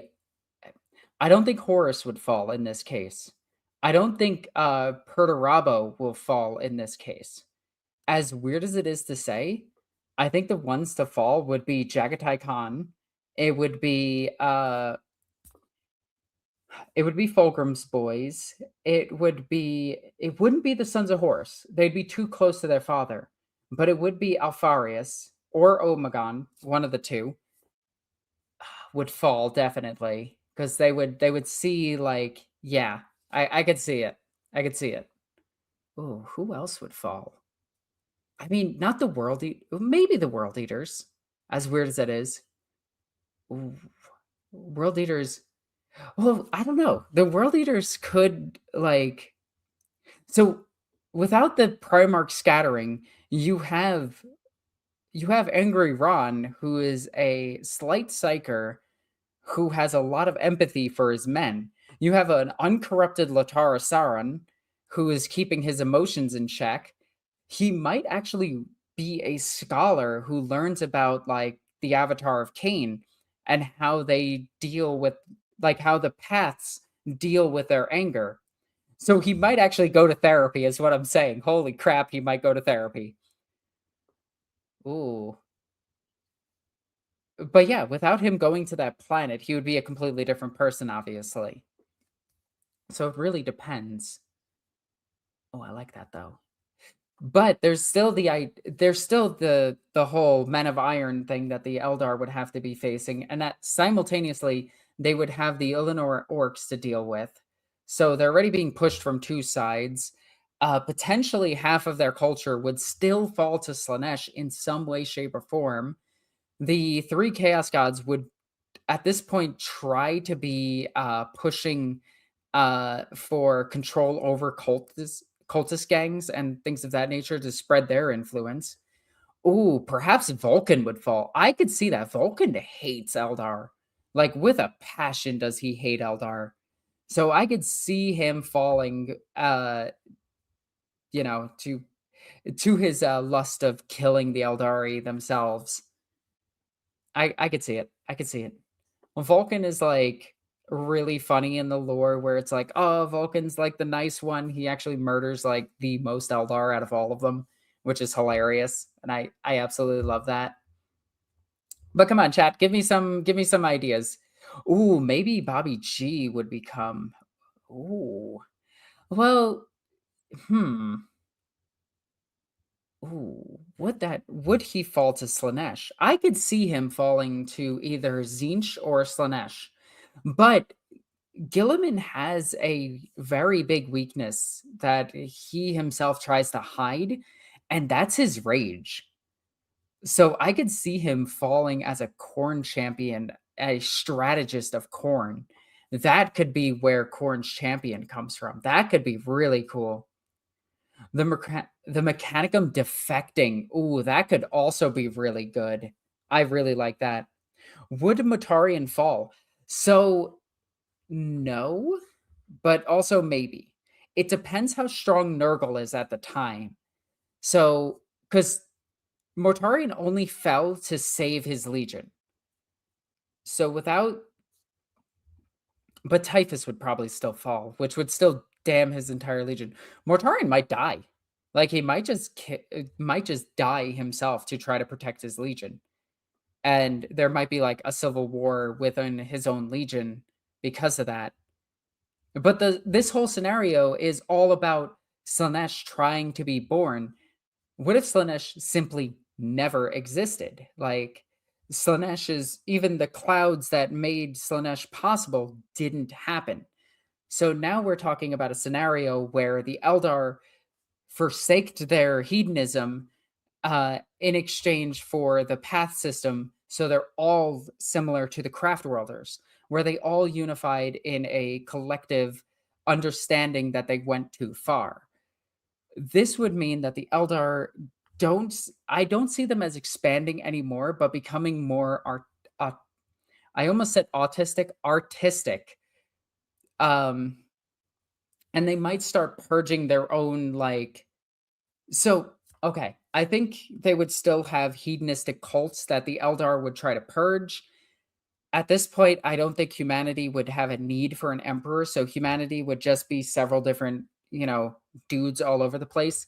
The major threat to the galaxy at that point would be the Men of Iron, which would be the first major hurdle for the unified Eldar to deal with. But considering that they can deal with gods, I don't think the Men of Iron would pose too much of a threat. They still have all their Blackstone fortresses. They're still operational. They still have all their gods at this point. They would be destroying. They would be destroying the Men of Iron like they're nothing. They might actually be enough to put down the orcs unless the orc gods got involved, and even then, they might be able to put them down. Gorka Mork could potentially defeat the Avatar of Cain, but it would take a very long time for that fight to happen. And we don't know Gorka Mork's strength in Warhammer 40K, unfortunately. So mostly because they're more myth than any of the other gods. Like there's barely anything actually written about them. Let's see. Emperor suppress. Oh, would the Emperor suppress psychers with extremely potent psychic abilities just next door? Maybe not. With the Eldar, like if they cooperated, they would have a better understanding of psychic powers and how to control them. Um, so I don't think he would be as anti-psyker as he was. It was just Mortarion, not Mortarion. Magnus was just dicking around with Zinch. And the Emperor was like, hey, don't do that. But if they had Farseers to help them out, it stands to reason that Magnus wouldn't have fallen to chaos. Do, do, do, do, do, do. Do, do, do, do. The Eldar really got into space trains. Yeah, I can see it. Ooh, I see Magnus betraying the Imperium and switching his allegiance to the Eldari. That. So, okay. I I don't see this, but also I could see this. So I'm gonna come up with a scenario for both. The one where I don't see this, uh, he would learn about the path system, learn about farseers, talk to them about how to master his psychic abilities and everything, and how to avoid chaos. He would then go with this knowledge to his dad, and he would tell his dad. This is where I think the split could happen. The Emperor could be like, no, everything they said is wrong, and you're dumb, and you're stupid, and I hate you, like he did in the normal timeline. And he would betray the Emperor right then and there and join up with the Eldari because the Eldari are actually trying to search for knowledge. He really likes knowledge. Or Magnus was always loyal to his father until his father tried to kill him, which he interpreted as his dad trying to kill him, when in fact it was Horus tricking Leman Russ to trying to kill him. I could see him going to the Emperor and being like, presenting all of this information, and the Emperor going, perhaps I underestimated the Eldar and I need to look into this myself. What have you learned, my son? Blah, blah, blah, blah, blah. I'm actually a competent leader. But the Emperor is not a competent leader, so he probably could. It's more likely that I think he would fall, actually. Or he'd just become a renegade and just help out Eldari and humanity, and it might cause like a separating like a separate empire. I could see that. Would the Eldar cause the war with the Men of Iron to keep humans weak? That does sound very, very Eldari, but Eldar, like Eldrad himself, created Gazgul, so they're prone to making mistakes as well. So I could see it. I could definitely see that. Let's see, what else do we got? Oh no, Conrad Kerr is being brought up. Oh God, without Conrad being separated from his father, that's a whole, like, he would be able to work on his psychic abilities. Conrad, if it's like the canon Conrad, he'd probably be best friends with Lilith. Not gonna lie. Yeah, probably. I could see that. Uh, I actually like that. Could have like a brother sister relationship. I like that. I like that a lot. I could see them getting along. I could see them actually sparring with each other. Like that would be really cool. Like him in the witch cults, because he wouldn't have his like murder torture. Like I guess he would learn it from the Jukari though. I could see him still being like evil, but not evil evil. But then again, all characters in 40k are evil. It's just the level of evil. Ross is not back yet. What the heck? That pie better be delicious. Let's see. Yeah, this is true. 40k Magnus would found the colleges of Psychana totally originally, not like the other setting. I could actually see this. Similarly, the Blood Ravens did something like this in 40k where they train a bunch of psychers on their planets. So I could definitely see this. Let's see. What else do we got? No happiness for Conrad. Only human street meat. I love Conrad. I absolutely love him. He's just such a tragic little boy, and you know he's scared of the future that he saw, and he saw himself die. Like anybody would be traumatized by that, especially a super genius. Do, do, do, do, do, do, do. I wonder if the Council of Nicaea would happen. It wouldn't, right?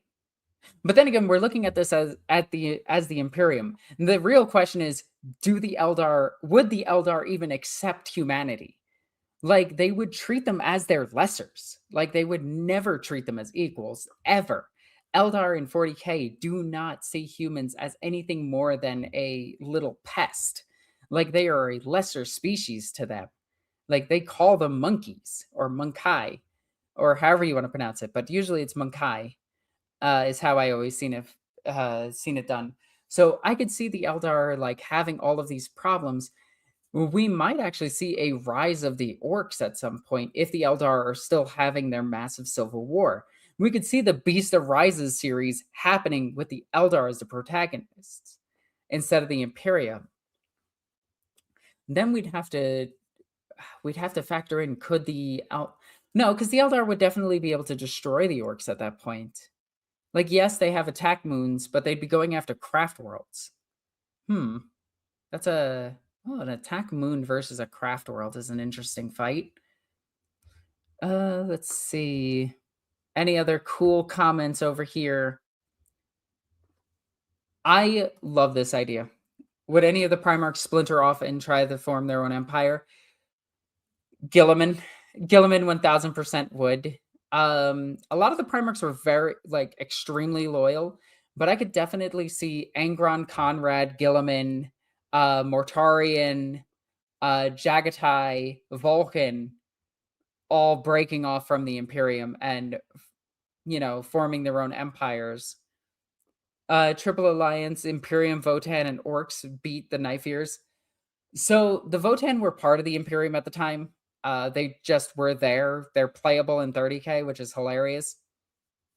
But Orcs, no. The Orcs wouldn't ally with the Imperium. They would momentarily, and then they would absolutely try to destroy everything in the history of forever because that's what the Orcs like to do. So, yeah, I can't see the Imperium working with them for too long because the Orcs would just get too antsy and want to fight. Ba, ba, ba, ba, ba, ba, ba. Wait, the Votan were part of the Imperium since when? So the Votan are completely playable in Warhammer Horus Heresy.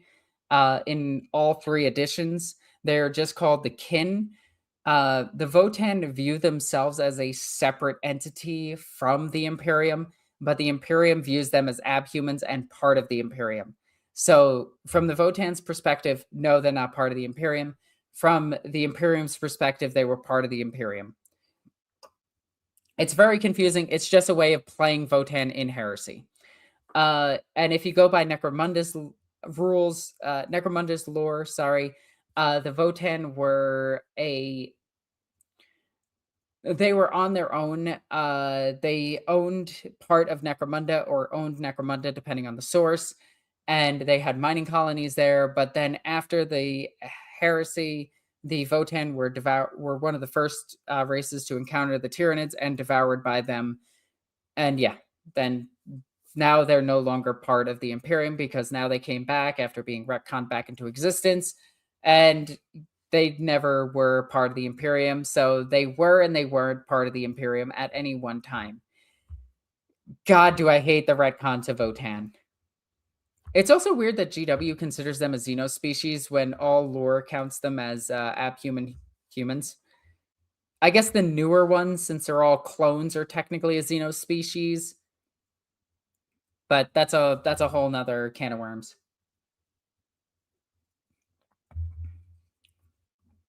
Let's see.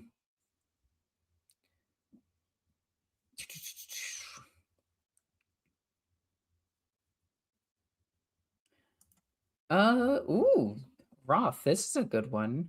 Would the Emperor intentionally separate the Primarchs to have them raised on worlds most fitting to them, or would they have all been raised on Terra? So, I think Erda would still try to scatter them.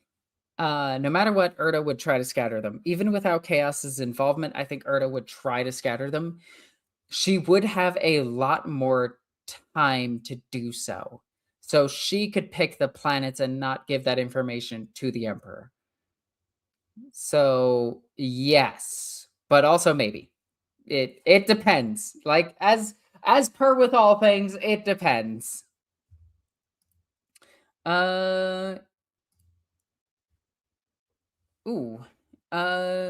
Speaking, were the Votan holds on the galactic core ever assimilated into the Empire or into the Imperium? We don't know because that lore is new. The old Votan were just abhumans. That's it. They were just another race of humans that existed, and they were very weird. Mulligan, the retcon of Votan sees $2 more in your account. Yep. If I had $2 for every time the Votan got retconned, I'd have $4. And that's a lot for Votan.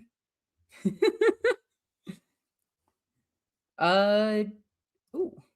In Wolfseer, Lehman meets a Terran version of himself. Ooh, that's actually really cool.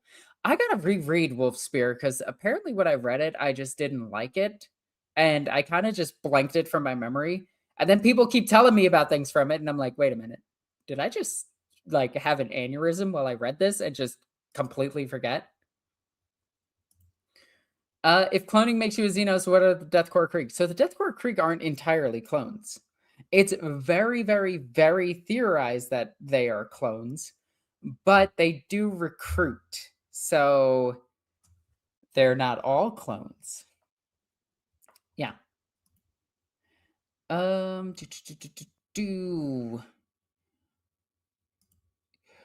you going to continue your vehicle, hopefully, and equipment of the Imperium? I want to. I'm not gonna lie, I kind of lost a little enthusiasm when those videos just did absolute garbage and numbers, and I was just like, I'm putting in a lot of work in these, and that's nothing happening. The answer is maybe, more than likely. So.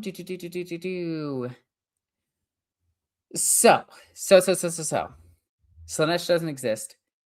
Tzeentch never has to get rid of his staff, so Tzeentch is now the most powerful of the Chaos Gods. Tzeentch tries to lead a rebellion against the other two Chaos Gods in the Great Game. The Emperor is no longer part of the Great Game. The Emperor is just a really powerful psyker on Terra, but he is not being worshipped. He is not being strengthened by anything outside. So the Emperor is just the Emperor. The Great Devourer is still there outside of the galaxy. So the Great Devourer is there. We don't have the Mechanicum if the Emperor doesn't rise. So let's just say, for this example, the Emperor doesn't rise. Now we have the Aeldari Empire versus the Great Devourer. A completely anti-psychic race versus, well, an anti-psyker race versus the mostly unified Aeldari. If the Aeldari can kill gods Okay, this actually raises a question because they would have all of their gods. Could their gods interfere with the Great Devourer? Ooh. Pulls out $2 more, completes joke. All right, good joke. Okay, could the mostly combined empire of the Eldar take on the Great Devourer? The Great Devourer would quickly devour enough Eldar to gain psychic powers, which they already have, but they would amplify their psychic powers. Weirdly enough, there would be some mutations that aren't there. The Biovore would not exist because the Biovore only exists because of the orcs existing.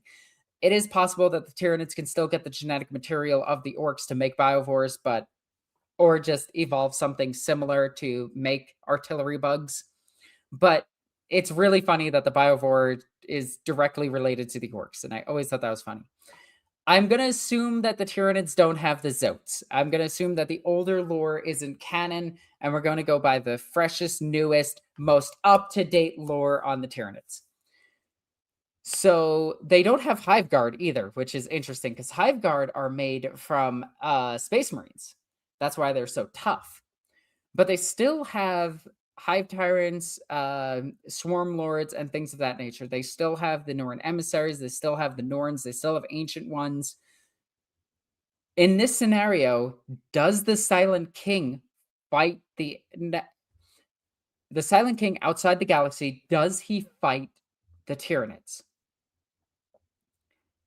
So if he's still fighting the Tyranids, he retreats after trying to hold them off for 10,000 years.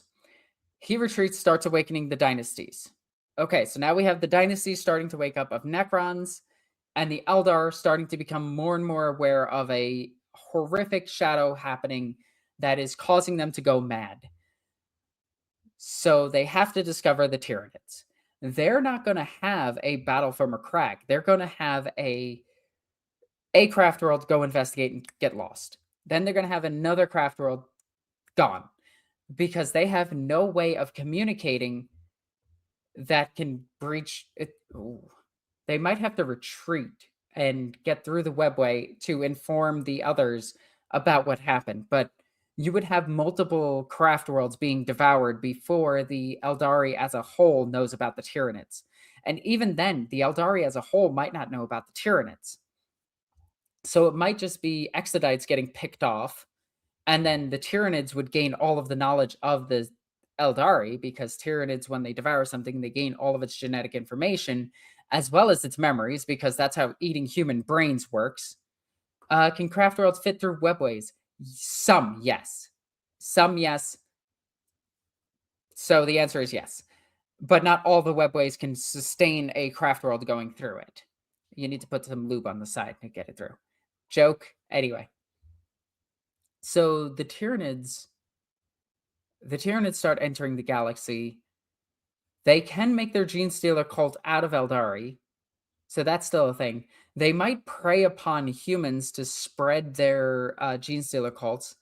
Orcs might still grab some of their seed pods to spread throughout the galaxy, so we'd have Yumgarl Stealers and everything in the galaxy already. So there would be Tyranids here already that are fighting Eldar.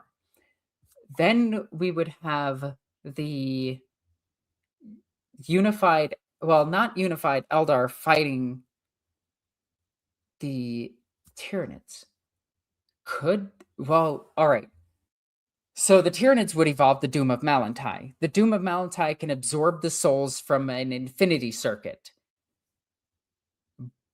But do the Eldar need the infinity circuit if they have their gods? Would they develop the infinity circuit as a counter to the Tyranids, cutting them off from their gods themselves? Ooh. Okay, hang on. I am cooking right now. So the infinity circuits are created in response to the Tyranids' shadow and the warp, which is stopping their souls from getting reincarnated. So they create the infinity circuits. To counter the infinity circuits, the Doom of Malantai is born. The Doom of Malantai is an adaptation of a zoanthrope that ate a Farseer. Now we have multiple Dooms of Malantai and multiple zoanthropes, and that's how they're going to be to counter the Eldar. The Eldar try to fight them with their gods. The Hive Fleet adapts to trying to fight their gods by killing more of their regular people, is just the way that Hive Fleet Cronus fought demons. They would learn and adapt to cutting off the webway so that the gods themselves couldn't interfere with the war itself. Similarly to how excuse me. Although the Avatar did fight the Satan, well, the Satan had Blackstone, which they were using to, in a similar manner to the Eldar trying to cut off their. So the Blackstone was developed to cut the Eldar off from their psychic powers and potentially their gods. If the gods can still fight the Satan, that means that they are stronger than the blankness or the shadow, or in this case, the Blackstone's effects. Are they stronger than the shadow of the warp? It depends. Ricardo has a good question or a good statement here. The infinite circuit matrix already existed in the big webway portals Nexus. Yes, it did. They used it in the webway to keep it going. An unbroken webway worked as a hypermassive infinity circuit. Yes. Now, if the Tyranids got to that, they're screwed. They would just all die. But they see, there's too many Eldar gods that could reborn the warriors and protect their souls. Because I doubt a single Tyranid, a living Tyranid, would be on par with a god like the Satan who could rip souls out of bodies. Because the Eldar could just keep coming back. So it might just create a war where the Tyranids simply start running out of biomass to fight the Eldar. I think the unified Eldar might be able to fight off the Tyranids, but it depends. Ooh. Oh, no, I just thought of something the Tyranids would do. Isha would nuke the Tyranids with a bioengineered plague like Nurgle's plague. The Tyranids have fought Nurgle's worst plagues and have emerged almost unscathed. Tyranids can adapt to almost any biological attack against them. It'll work once or twice, but that's it. The only thing that we know that works on them would be Hellfire, and even that has its limits. Hellfire is extremely hard to make, but we have the Eldar trying to make Hellfire. Would they think of that, is the question. So it would be Isha trying to destroy the Tyranids using bioweapons, the Avatar trying to destroy the Tyranids via fighting them. I think it would be up to one of the more intelligent Eldar gods to figure out, just deprive them of resources, starve them out, would be the easiest way of dealing with them. The question is, could the Tyranids evolve strong enough to be on par with gods? Could the Shadow and the Warp be strong enough if enough of them showed up to block the gods out of the Eldar?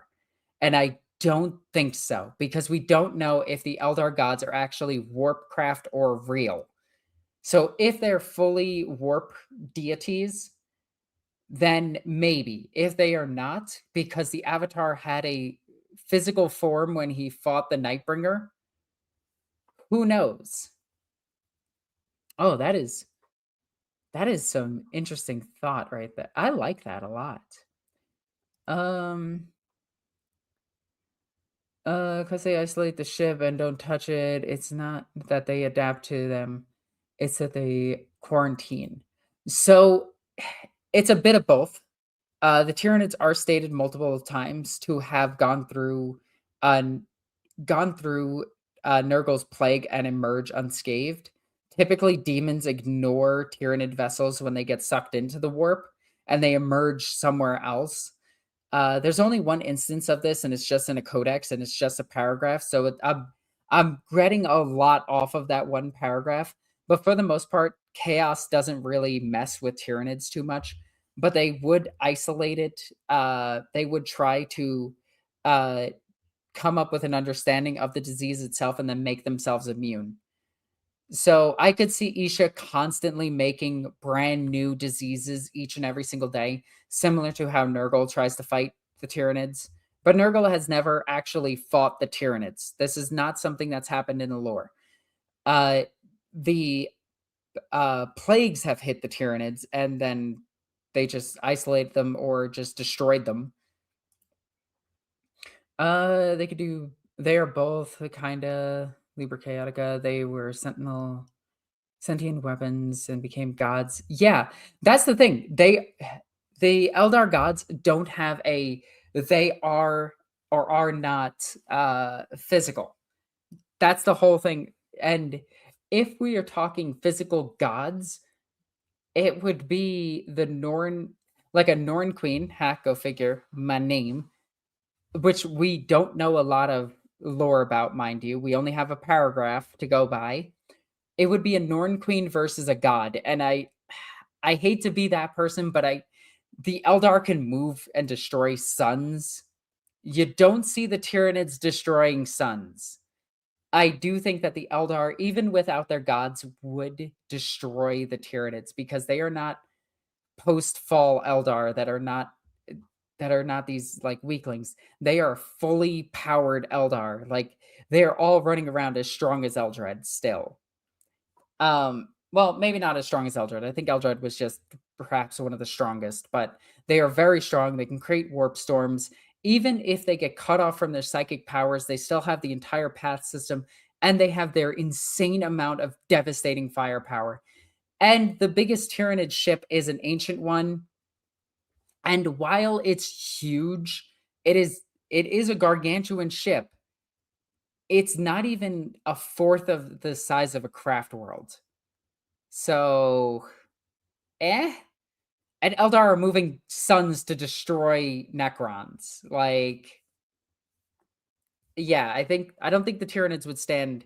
They would stand a chance for a while. If they can devour a couple of infinity circuits, they might get powerful enough to defeat the Eldar. But the second the Eldar just start whipping out like galaxy busting weapons and planet destroying weapons, the Tyranids are pretty much done.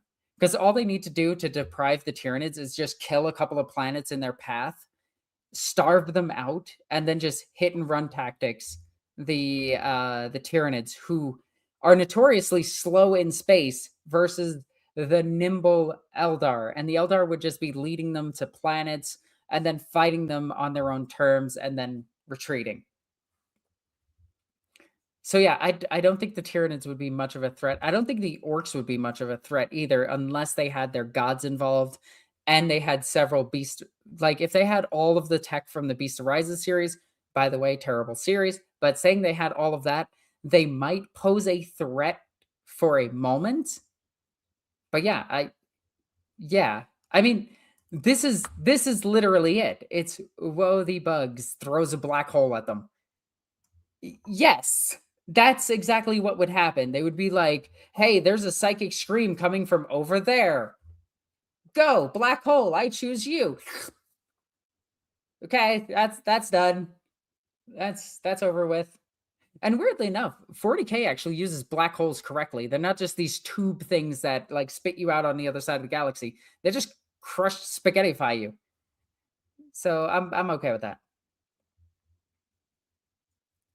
So the Catan cannot. Ooh, perhaps the Eldar became fully warp-based so that the Catan couldn't consume them. Maybe, but they physically fought the Catan. That's the problem, is the Avatar actually fought the Nightbringer. And that's kind of a big disaster, yeah. Also, we got a whole Ross back. Did he come back with the pie? Ross, did you bring us the pie? Yeah, apologies, everybody. I'm dealing with water heater issue, so I have to go discuss things with the plumber. That's a whole lot of not bringing us a pie, Ross. Yeah, there's no pie. There's only homeowner expenses, unfortunately. Oh, I feel that. I just went on a giant tirade of whether or not the Tyranids could defeat the Aeldari Empire. My answer was it would be close, but no. Because we're not talking post-fall Eldar. We're talking they're chucking black holes at things, Eldar. Well, to be fair, the Imperium can chuck black holes at things too, and they still lose to the Tyranids. Yes. The Eldari would have several distinct advantages, though. They're gods. And disadvantages, being that they're a highly psychic species, and the Shadow and the Warp would be even more bad. So yeah, it's kind of a wash at the end of the day. It's like, yes, question mark. Because if the Imperium was able to manifest its whole might against the Tyranids, that is a very different story than the current situation where the Imperium is fighting on all fronts. Nestor, what was that? Can you bring that up again? Okay. Nestor Profumbra says Ross is an informant and he was passing our names to the Inquisitor. Fool! Fool! I am the Inquisitor. Lorebeards, come on, Ross. I was promised pie. By me, to me. 3.14 and then a whole bunch of other numbers. That's the best I can do for a pie. All right, yeah, so we were talking about could the Eldar, the Eldar would have their gods versus the Tyranids. It would be Norn Queen versus gods. And the Norn Queen, while powerful, is not a god. Yeah, if the rot within the Empire had not destroyed it to the point where they weren't split up into all their different factions by the time the Tyranids arrive, that would be a very big help. And of course, as Ricardo Andra points out, the Blackstone fortresses would be a big help. Yeah. Hey, here's our god busters. You don't have a god? Oh, that sucks for you. Indeed. And also, the casual, Blackstone fortresses, 4 of them just casually blow up a sun. An Eldar in the War in Heaven were lining up suns to kill things. I think not the gods, the Eldar. It's important to talk about that the Eldari are a very adaptable race. They adapted to the post-War in Heaven era. They adapted to fighting Necrons during the War in Heaven.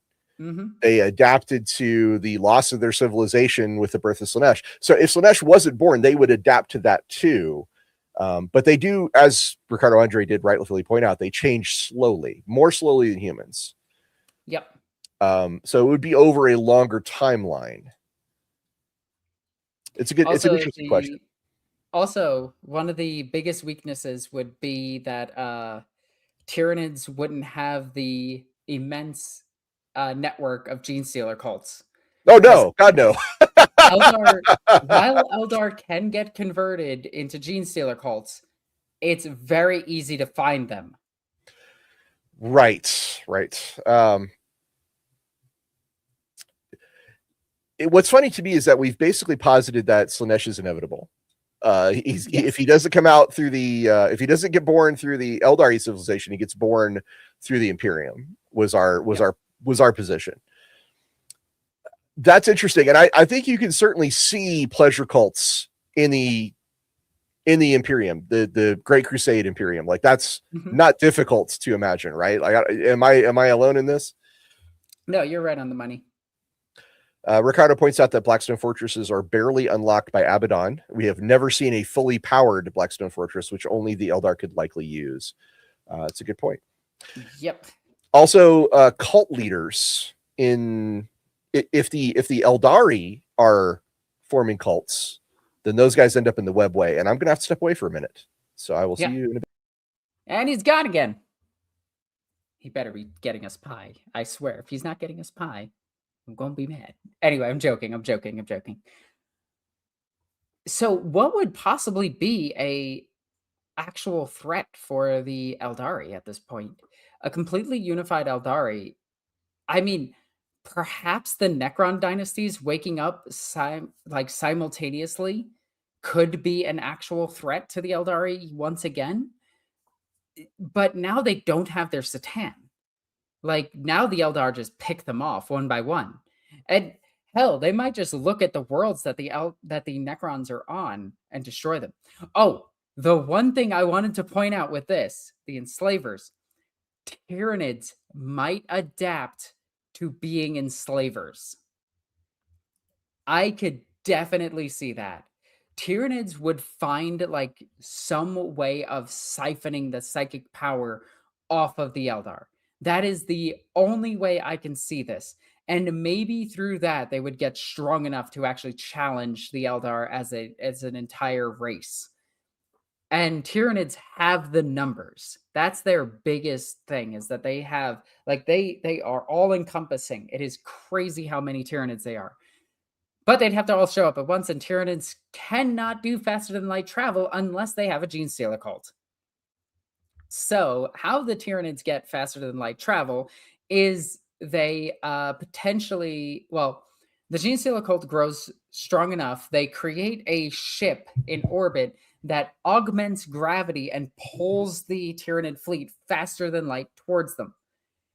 If the Tyranids could adapt and become enslavers, or similar to the abilities of enslavers, there is a chance. But that's the whole Doom of Malantai thing again, where the Doom can just absorb souls. So they would have to like mass produce these and fight the Eldar, and the Eldar would just simply switch to space battles at that point and use Blackstone fortresses to just kill entire Tyranid fleets. And once they realized they could just kill the big one that the Norn Queen is on, it would be over pretty quickly. Regarding post-fall Eldar, or pre-fall, a non-fall Eldar, I guess is a better way to put it.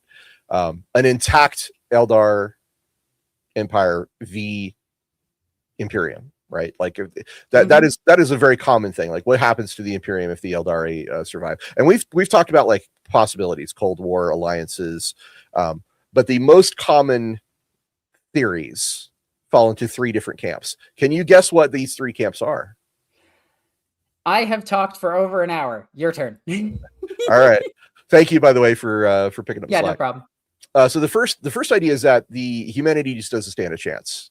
Yeah, I agree with that.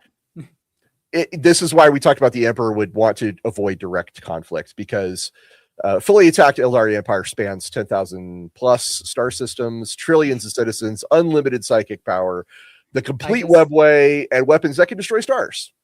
Okay.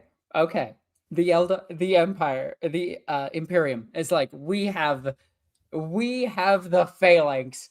In comes just 4 Blackstone fortresses around Terra. Neat. You don't have a planet anymore. Right. So the Aeldari were already, they regarded humans as beneath notice during the Dark Age technology, the Age of Strife. And if they weren't weakened by the fall, it's very likely that they would just kind of ignore them for a long time. That's the second idea, is that they would just kind of really wouldn't notice, being too busy, doing hedonistic things.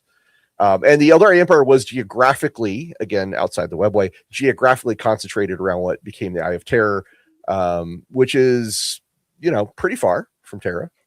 We also do have to add that the Eldar weren't unified at this point. Well, they were. The Eldar, we're talking about the Eldar Empire, the fully intact Eldar Empire. The intact Eldar Empire, when the humans arrived, they were like hedonistic cults everywhere. Well, they killed off all their leadership. All right, so I think what you're saying is, just like the ecclesiarchy is 500 cults in a trench coat, the Eldari Empire is 500 cults in an Empire trench coat. Yes. To a degree, yeah. I think we have to assume that some form of centralized government would have to reassert itself to avoid the fall. That's where I was going with that. Yep. That we don't know what that. There's some lore states that there was councils, like Eldar councils, that led and made decisions, but we don't know what form that would be. So I'm just going to say a council, or the Eldari Council, which in my head is like a weird version of like the Minbari Council of Light from Babylon 5. I could see that. Anyway, so the fully attacked Empire, though, could just ignore or not even notice the Imperium. That is one possible outcome. If they did fight them, they would just absolutely crush them. The alliance of pragmatism is very unlikely, but not impossible, because there's a lot of evidence that the Emperor was pragmatic about Xenos when it served his purposes. Eldrad Ulthran supposedly spoke to him. They had some sort of, relationship as friends, or at least as people who could speak to each other. So a surviving Eldari Empire that did not suffer the trauma of the fall might produce more Eldrads willing to engage with the Imperium. I could definitely see that. And some canon sources say that the Eldari and the humans cooperated during the Dark Age technology, the Age of Strife, including suppressing the Men of Iron. So there's that. That's a pretty grain of salt, huge grain of salt. That is very much a fringe lore thing. But if that cooperation existed, then a declining, arrogant empire, even if it is far from its peak, could have deeper diplomatic channels with the Imperium than we suspect. It could be closer to something like the arrangement between Rome and Parthia, two empires, or Persia, and for lack of a better word, two empires that cannot destroy each other. They settle into a coexistence, a very wary coexistence. Perhaps moving and trading through the webway, perhaps communicating, using psychers on both sides. And they might have occasional proxy conflicts, especially with chaos and orcs and necrons that eventually will wake up. And like Alexis said, they might wake up sooner in this scenario. But the counter arguments are just as strong, because the Emperor's ideology is just as flawed as he is. It's fundamentally human supremacists, and his webway project was designed to replace the Eldari infrastructure, not share it. He was never interested in sharing it. What if the Emperor was an old one? Right? The Eldari's species-wide arrogance, viewing humans as short-lived primitives, would make genuine peer-to-peer cooperation very implausible for both sides. So it's the least likely outcome. The most likely outcome is the ignoring until it becomes a problem, and then they wipe out the problem. Yeah, I could see that one. So I don't know. It's definitely, it's not great. It's not great. This is Warhammer 40,000. There's very few things that are actually good or actually great that happens. We got a great comment here from Ricardo Audrey in all caps. Why are you shouting at us? You got to shout it.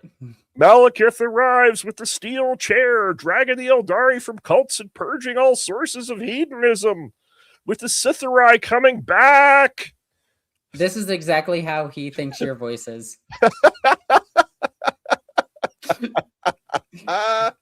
Obvious joke is obvious. I would prefer to have a more Brian Blessed voice, but I was not born that way. Gordon's alive. Yeah, I was trying to do a Ray Romano that sounds more like Kermit. I know. Yeah, you know what? It sounds like Kermit. I did. It definitely sounded like Kermit. But I was aiming for more Ray Romano. It just didn't work out. Enslavers, says Rush 21129. Okay, so Enslavers were the end of the Born Heaven. They were the ones that wiped out the old ones. It was a plague. It was described as an enslaver plague. They were, according to many sources, and again, watch our War in Heaven episode because we do talk about this. According to many sources, the Enslavers were one of the very first warp entities to appear, and it is theorized that the mass deaths during the War in Heaven is what destabilized the warp in the first place to allow Enslavers to exist, or called them out of the deep warp or something along those lines. It's very, very unclear and unknown. But what we do know is that after the fall of the old ones in the War in Heaven, the Enslavers are gone for the most part. They are no longer a significant factor, and that is unknown why. My theory was if Tyranids could evolve into something similar to Enslavers to defeat the Eldar. Oh God, that's horrifying. because they have something similar to them with the Doom of Malantai, who can absorb souls. Right. The main issue with the enslavers is that they don't require a thin veil between the material world and the warp to arrive. They just need a psychic beacon, a brain, basically. Yep. And once they get you, they can turn your body into this Cronenbergian horror that is its own living organic web warp portal where more enslavers can pour out. Eldar would do a lot better against enslavers than just about anybody else.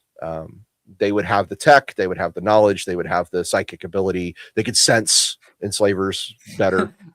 I don't know. I think the Necrons would be perfectly fine. If a bunch of enslavers pop up and they're just like, and leave. I don't know. The enslavers were able to take out the old ones. So that is true. I don't know about that. Maybe it. That's intriguing. Whether Necrons care or worry about enslavers, they might not. They might not. Exactly. Like, what the enslavers care about them? That's a really interesting question. I do not know. So we've hit, I think, all the high points of what if the Eldar did not fall. Because don't forget that they had a lot of they had automata of their own. The Eldari did. They had psychically powered machines capable of doing all their work. These would be the precursors to things like Wraith Lords, Wraith Guard, but they wouldn't be powered by ghosts. They would be instead autonomous, perhaps just powered by the person near them. Yeah, or guided by some kind of operator. It's unclear. But it's certainly possible for the Eldari to have their own Men of Iron issue, which is something I mentioned before. Because the lore says that the Eldari didn't fight wars by themselves; they sent their constructs to do it. At least some of the lore does, which it's older stuff. I do think that without the birth of Slaanesh, the Eldar would have just been the inheritors of the galaxy, like for a while. Yeah, I think that rot from within is it's going to just get worse, Yeah, because even if the Necrons came back in full, they don't have their Catan. They're certainly powerful, but without their gods, it's going to be a lot harder to fight the Eldar. The pre-fall. Go ahead. There might even be more Eldar now, now in this universe that Slaanesh doesn't exist, than there were during the War in Heaven. Oh, so almost certainly. Yeah. Almost certainly, because they would be, they wouldn't. Yes, I'm just going to say yes. They would definitely be more numerous. And Jake Wu points out that they were the inheritors of the galaxy for a very long time, and what ended that was their own corruption. The birth of Slaanesh doesn't stop them from being corrupted. It doesn't stop them from just descending into anarchy. It just means that there isn't that one Thanos snap that wipes out their whole thing. It's more I think we would be looking at a millennias of decay and decline, which echoes the Imperium of Man in some weird, strange ways. It kind of does. It kind of really does. But even the Imperium at its height, fully unified, would stand little chance against the Eldar. Well, there's a lot of questions here. Is it peak Eldar Empire? Yeah. Versus, if you take both empires at their peak, yes, the Eldari win. Yeah. If that's true, because individually Eldar beat humans, and in most technological issues they beat humans.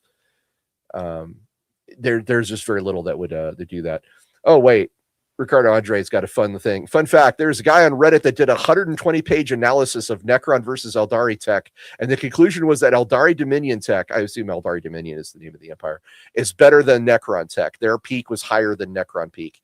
Interesting. I don't think this guy really understands Necron tech in that case, because Necron tech is pretty goddamn crazy. time machines and things like that. Yeah, the casual use of time powers is insane in Necrons.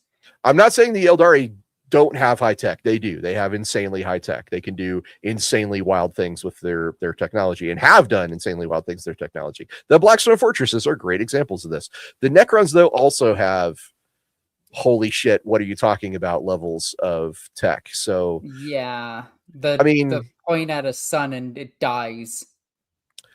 Eldari could do that too at their height. So it's Yeah, killing stars is something both civilizations could do. Um, I don't want to read 120 pages of analysis to get through that, but I will say it's interesting. It's fascinating that people are that engaged with the lore. Warhammer 40K is great. It's awesome. It's a really cool setting, and I love that people love it so much that they're willing to sit down and write 120-page analyses. um, I was speaking of Warhammer lore. I personally believe that my personal belief is that fans care more about the lore than the writers do. That has always been a belief of mine. And one thing that that showed this to me is me and Victor were watching the second episode of the Sister of Battle Penitent series on Warhammer TV, and I couldn't help but notice that none of the systems in the Sister of Battle power armor were actually working at all. Like she got stabbed with a tooth. And cool, it's an orc stabbing you with anything. It's gonna punch through power armor because it's an orc doing it. Sure, I could get over that, but there was no invulnerable save around them. She has an iron halo. It doesn't work. Hmm. When she gets stabbed, there's no pain suppressant in her power armor, which the power armor has that built in. There was no way of fixing her wound, which power armor has that built in. And it was just like, oh no, like what? I was just sitting there like, and then I was like thinking, I'm like, well, maybe the suit ran out of power. And I'm like, no, it's Sister of Battle power armor. It doesn't run out of power. That's kind of the whole point of the Sister of Battle power armor. And I was just sitting there like, I got to remember this is a story. This is not like they're going to remember all of the rules for the tabletop or some arbitrary rules from a rule book or something. They're just telling a story. And that's how you got to read 40K lore. Well, would you like to indulge in some of the wilder fan theories? Of course. So one of my favorites is that the idea that the Eldar knew that Slaanesh was going to happen and did it anyway. I could believe that. Some people imagine that the cliques of Eldari who fully understood that their excesses were coalescing a new warp god deliberately leaned into it. They treated the coming birth as a kind of apotheosis for their species instead of a warning. It reminds me of those people who were denying COVID while it was happening. We definitely, I mean, Jurassic Park existing at all is a good example of how, we just can fool ourselves into doing destructive things. Yeah.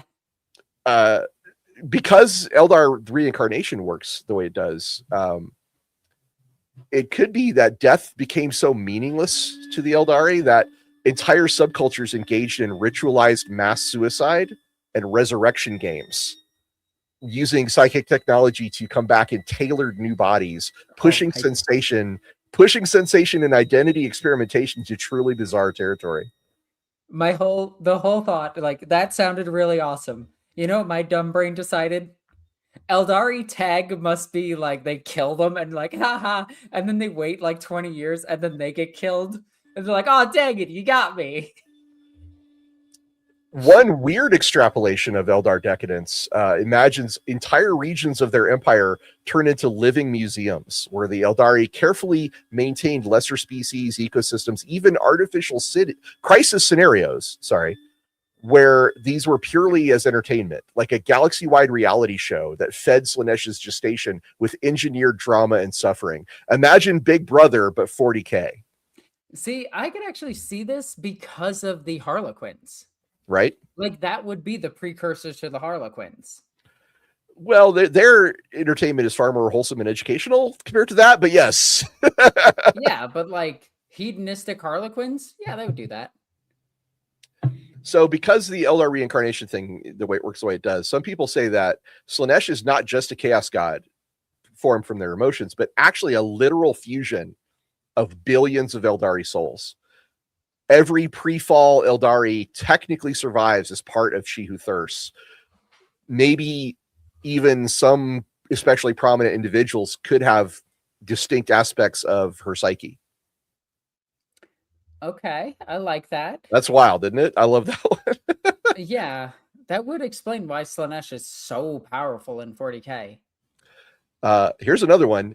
Slaanesh was intentional because the Eldari seers were looking in the future and saw that humanity was on the rise. The Necrons were going to return, and tried to forge a bespoke warp god to act as their guardian, only to lose control when it awoke and consume. All right, guys, you need to goon at a certain level. If you go too high, it kills all of us. But if you go too low, it's not strong enough. So, like, just take the weekends off. We're back at Jurassic Park. Just because you could, you didn't think about whether you should. A surprisingly popular take characterizes Slaanesh as a catastrophically insecure being at the moment of her birth. She annihilates the Empire not just because it created her, but because the Eldari, in their arrogance, did not immediately worship her. So her first act is a psychic tantrum, obliterating the only civilization capable of loving her on her own terms. You just described Donald Trump. I'm so sorry, everyone, but that was way too funny. There's yet another thing is the idea that Slaanesh was actually meant to be a real Eldari god, like Cain or Isha, an intended addition to the pantheon that was focused on art, passion, and transcendence. But it was corrupted by the millennia of excess and the existing chaos powers, turning what should have been a culturally specific god into a galaxy-level catastrophe. I kind of love this.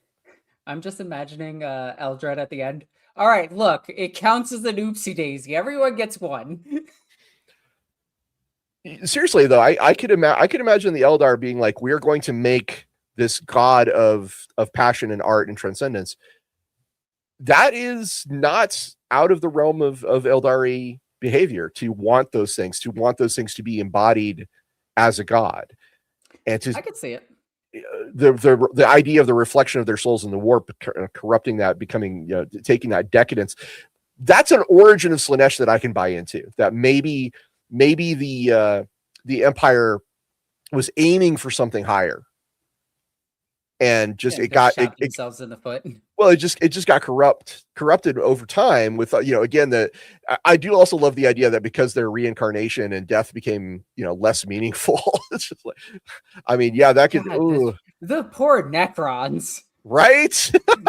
Like, they just wanted to live, and the Eldar are just doing it and just having fun. And we said that maybe some prominent individual, something wrote in good intentions, says Wes Luce. Yeah, very good point. We talked about the idea that maybe some people that Slaanesh might be made up of billions of souls, and some of those really prominent souls might be part of their psyche. What if Slaanesh was actually like one dude, and he became that focal point for the whole thing? That one dude beat everyone at gooning. Well, he could have been a cult leader. He could have been, a major personality elements within the Empire. And it could just be like everyone was like thinking so strongly of him and his guidance, because cults work like this. They have a strong central figure. So it's possible that the being we know of Slaanesh was once at one time a mortal Eldar. I thought that was kind of a neat idea. I actually like that a lot. Also, the whole half Slaanesh, half Eldar thing, that's just the Mandrakes. Well, the Mandrakes seem less Slaaneshi and more Demon Eldar. We're going to talk about the Mandrakes at some point, because they are definitely weird and they have something in them that's other. I just wish they were. They need a book.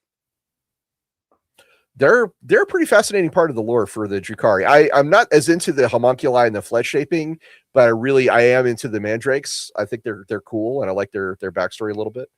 Mm-hmm. And then the very last thing is that the Eye of Terror. The Eye of Terror might have been something from the War in Heaven. It might have been a rift that was sealed, but left a weak spot, like a wound or a scar. That would explain the Blackstone pylon network around it. I mean, it would explain how the Necrons are interested in it. Yeah. So Slaanesh's birth might have blown open a pre-existing scar in reality, rather than creating a new one from scratch. And I like the idea of it being related to the word heaven. I like the idea that maybe there were these secret cults that were experimenting with that region of space. You can almost imagine, like, the Aeldari creating shrines around it to try and absorb what was leaking through, if you will, or I don't know. There's a lot of interesting ideas here. I dig it. I think the fan base has come up with some pretty cool concepts about the fall of the Eldar and the birth of Slaanesh. I like it as well. Ricardo Andre is just he's standing his ground, man. I love it. He says, "All I'm seeing are the lies of chaos. They're fools. The Sithari exist. I don't care what Games Workshop says. Joint cosmology makes it more fun, in my opinion. They just forgot their existence." I think he's saying that the Sithari, which are the gods of the Eldar, they are still alive somewhere, somehow. I mean, we keep discovering new Eldar gods. Just one so far. That's a whole other one. Eniod. That is a whole other one. We should do an episode on what if the Eldar gods return. That'd be kind of fun. Cain could be potentially reassembled. Yeah. The potential exists for Cain to be reassembled into an actual god. Whether that would be good or not, like a Tetris puzzle. All right, we finally hit the last piece. Bloop. Dang it! Whether or not that would be a good thing for the Eldar is an open question. All right, we put together the Avatar, and now it's murdering all of us. Something, it hated us this entire time. Ah, dang it! Although, the one thing I really want to see in the lore is if Leman Russ comes back, I want Eldar to get Isha back. I want that whole world tree thing to be the thing that brings him back. You mentioned that, but when we were talking about Isha earlier on, I also think that would be super cool to break out Isha and see what that would do, because that is yet another step along the path of the Eldar prophecy of the Ranadandra. Mm-hmm. So I think that would be really, really cool. This would be a good time. So we got about 20 minutes left. Do we have miniatures to show off this week? Unfortunately, not too many, and I'm going to save it until our Saturday show. Sounds good. In the meantime, if you guys have any questions you'd like to ask us, particularly about the what if scenario, yeah. Or if you have one of the theories that we've put out that you really like and you want us to talk about more, please give that in. I have unfortunately been absent a bit, so I haven't been reading too many of the comments. And if I missed something that you're like, "Hey Ross, I said this already," just put it in. Just poke them. Just poke them with the poking stick. Put it in the chat. Thing longer. We got need extra sleep here. He says, "Could the Earth Shamans have taken the ritual to make the Emperor from the Aeldari? I'm feeling some connections." So the shamanic origin of the Emperor is definitely one of those fringe lore bits that is hotly debated. So the thing about it is that Aaron Densky Bowden mentioned it in Master of Mankind as one of the potential origins of the Emperor.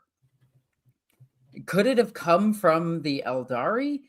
Potentially, if they were doing the murder, sacrifice, bring themselves back as stronger psyker thing, which I could definitely see the Aeldari figuring out.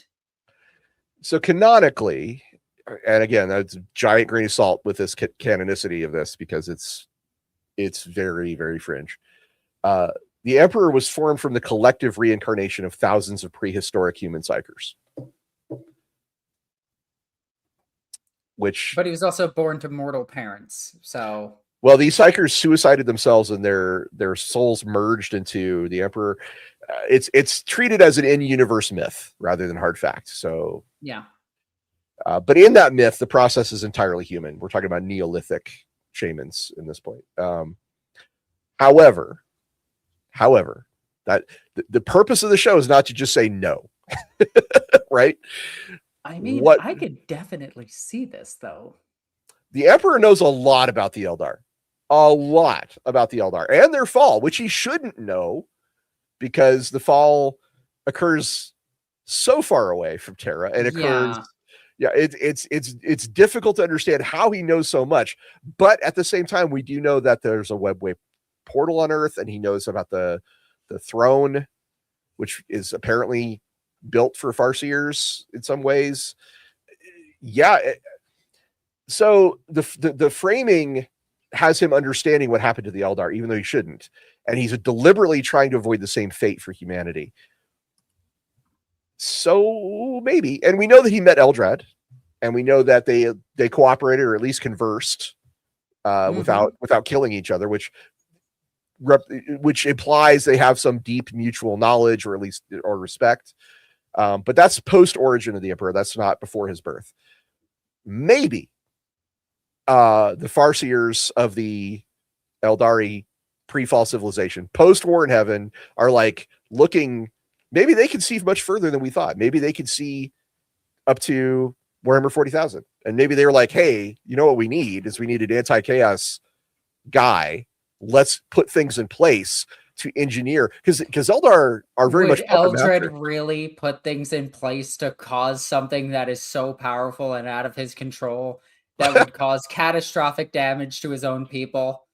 That's a very Eldred thing to do. Does that sound like Eldred? It absolutely 150% sounds like Eldred. Good intentions, but bad execution. So yeah, the Imperial Webway Project, the Golden Throne, connections with Eldred, and secret knowledge of the Eldar. Again, this is an interesting theory. That to me, that's a really fun what if, is that the ancient Farseers, post-war in heaven Farseers, are like, yeah, let's put things in motion to build an anti-chaos god in the form of the Emperor. Oh, here's a good question. What if Eldar can goon Slaanesh into existence? Asks Kurenshima. Would a unified Orc Wog empower Khorne, or would all of that energy go to Gork and Mork? It mostly goes to Gork and Mork, but in earlier lore, Khorne does siphon a little bit of it. But yeah, it goes to the Great Green, which is Gork and Mork. But we also don't know if Gork and Mork. Well, if we go by the only actual fighting that Gork and Mork have ever done, they are physical gods. But there is so little about Gork and Mork, like so little about those two gods. They are just mythology. Like there is no like physical trace outside of their own like books that talk of them. Like the Eldar don't even mention them, and the Eldar would know them. So there's a super chat, and I will read that. But just before I jump into that, I was going to say what makes a little more sense to me than the Eldar guiding the shamanic origin of the Emperor is that the old ones guided it.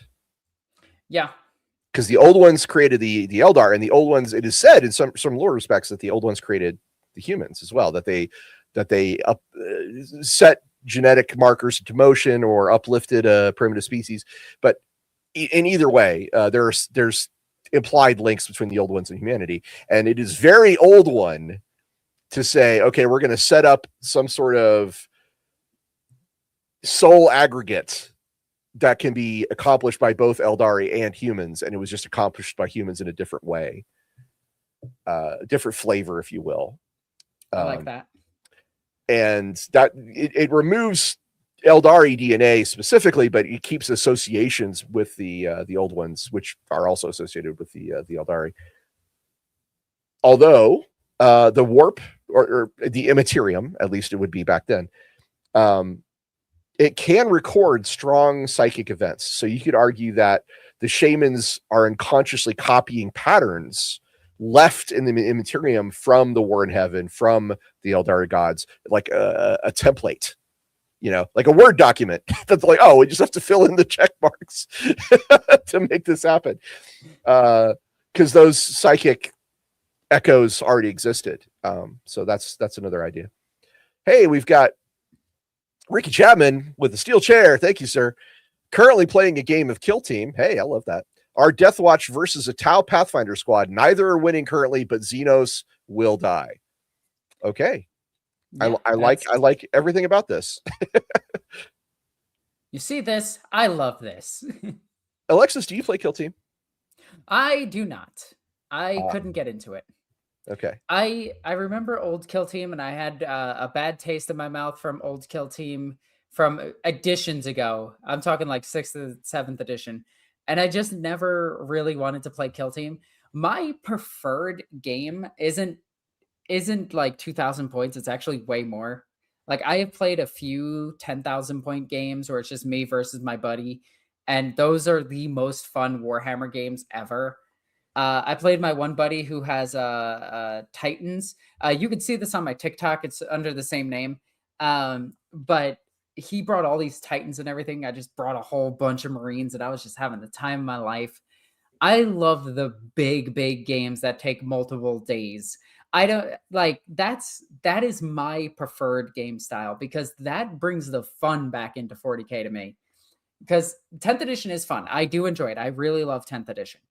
It's just, I like having 4 million models on the table because it looks really cool. It also looks like the artwork. So here's an interesting question from Gabriel Hayate Bay. I'm going to call it that.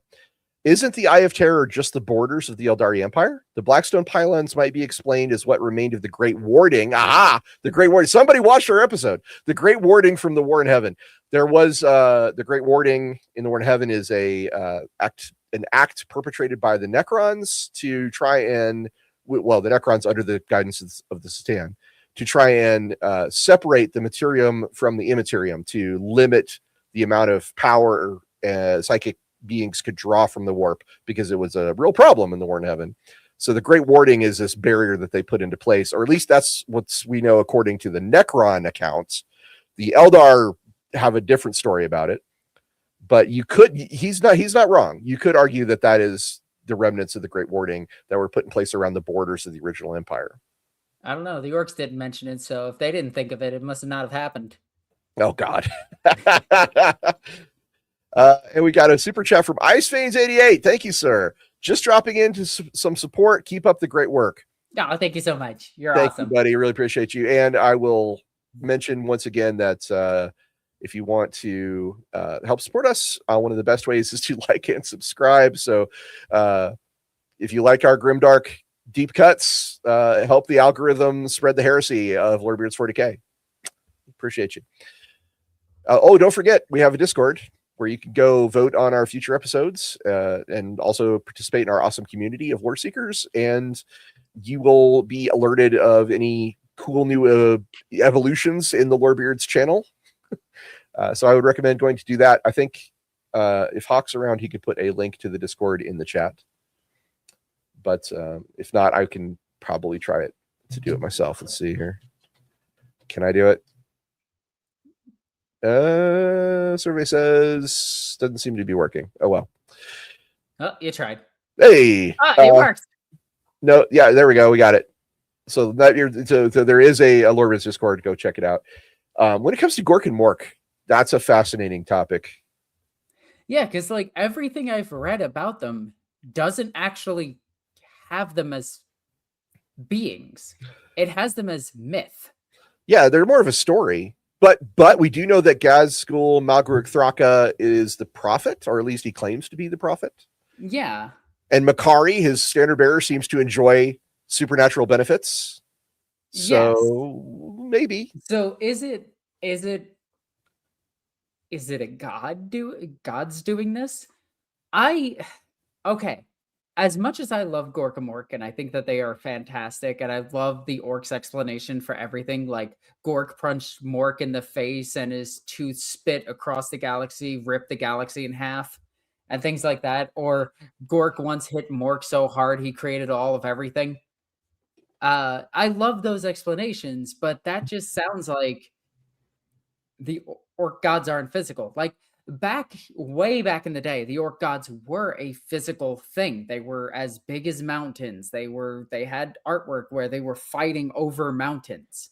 And they were these gargantuan creatures. And then Gork challenged Mork to break the moon with his favorite club, threw it at the moon, forgetting that it was attached to his hand, and went flying into space.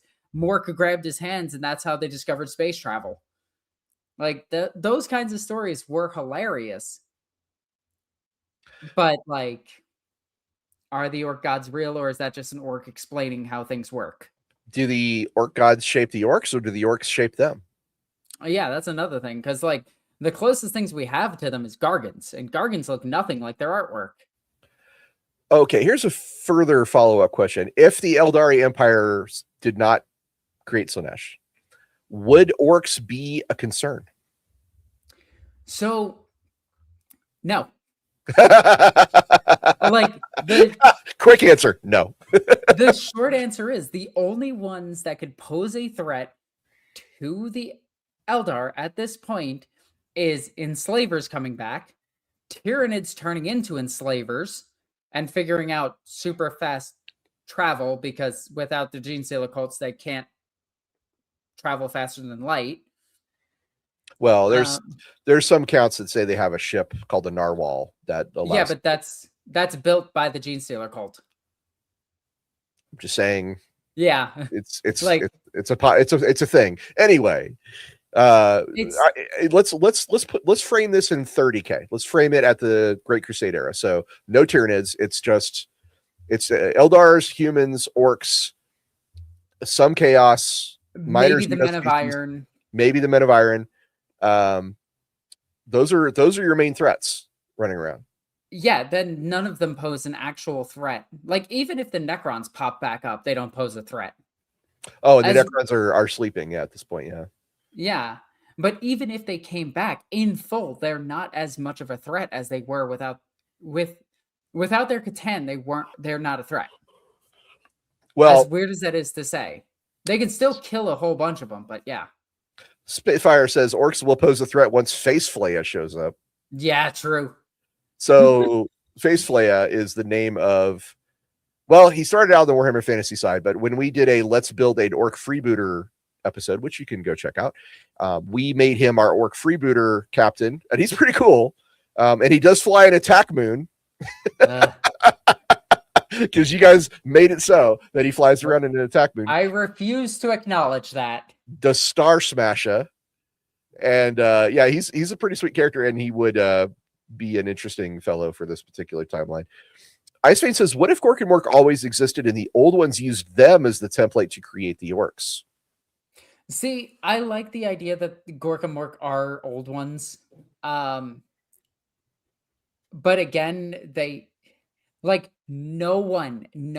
the Eldar perspective and from the Necron perspective, they do not talk about Gork and Mork.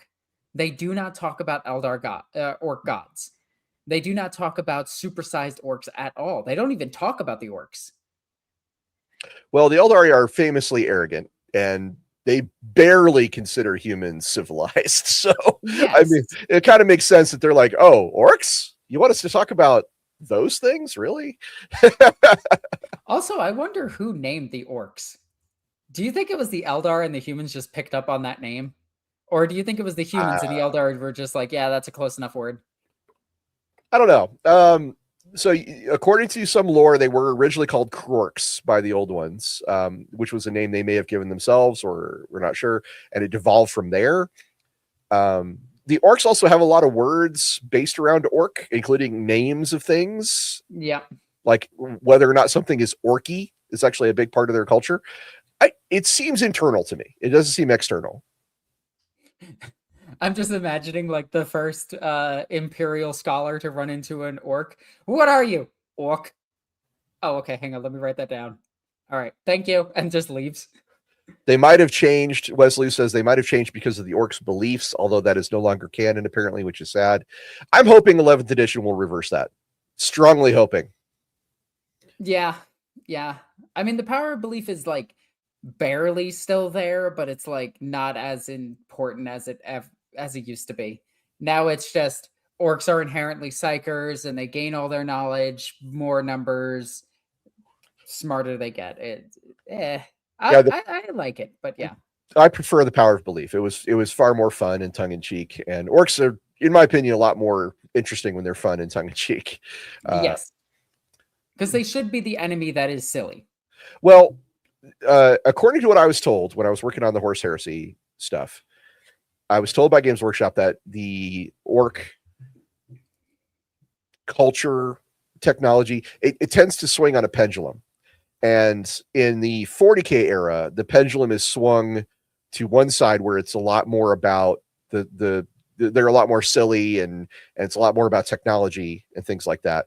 Whereas in the 30K era, the orcs were far more bestial, far more savage, far more serious opponents, but they didn't have the tech. Although that is entirely undermined by the War of the Beast and the attack moons. So it's one of those things where I just nod my head and say, okay, yes, sir, that we will work on that. We will work on that assumption. But it's weird. The only thing that we really know about the orcs is that they were strong enough to be considered in the War in Heaven, which means they have to at least be on par with one of the major combatants. Well, they were Krorks, and they were created by the old ones, and they were the shock troops. They were sent in. They were the meat shields that the Eldar were behind, like casting spells and stuff at the Necrons. Oh my god, they were the Space Marines. They kind of were. There's some strong implications that Krorks were very Astartes, big, strong, tough, war power armor, all that stuff. Krorks are generally implied to have been stronger and far more capable than the orcs that we know of today. So who knows? I hope we get artwork of one of them one day. Official artwork. Yeah, that'd be really cool. Or a model. Oh, if we got a model, that'd be crazy. Hey, Games Workshop, you can make a lot of money by selling the War in Heaven box set. No, please don't. I don't want to deal with it. Unless you completely retcon it again. All right, well, we're out of time for our show today. Thank you, everybody, for joining us and hearing us ramble about what if there was no Slaanesh, and putting up with me having to bail every so often. Thank you, everyone. Love you guys. Remember, in the grim darkness of the far future, there is only lore.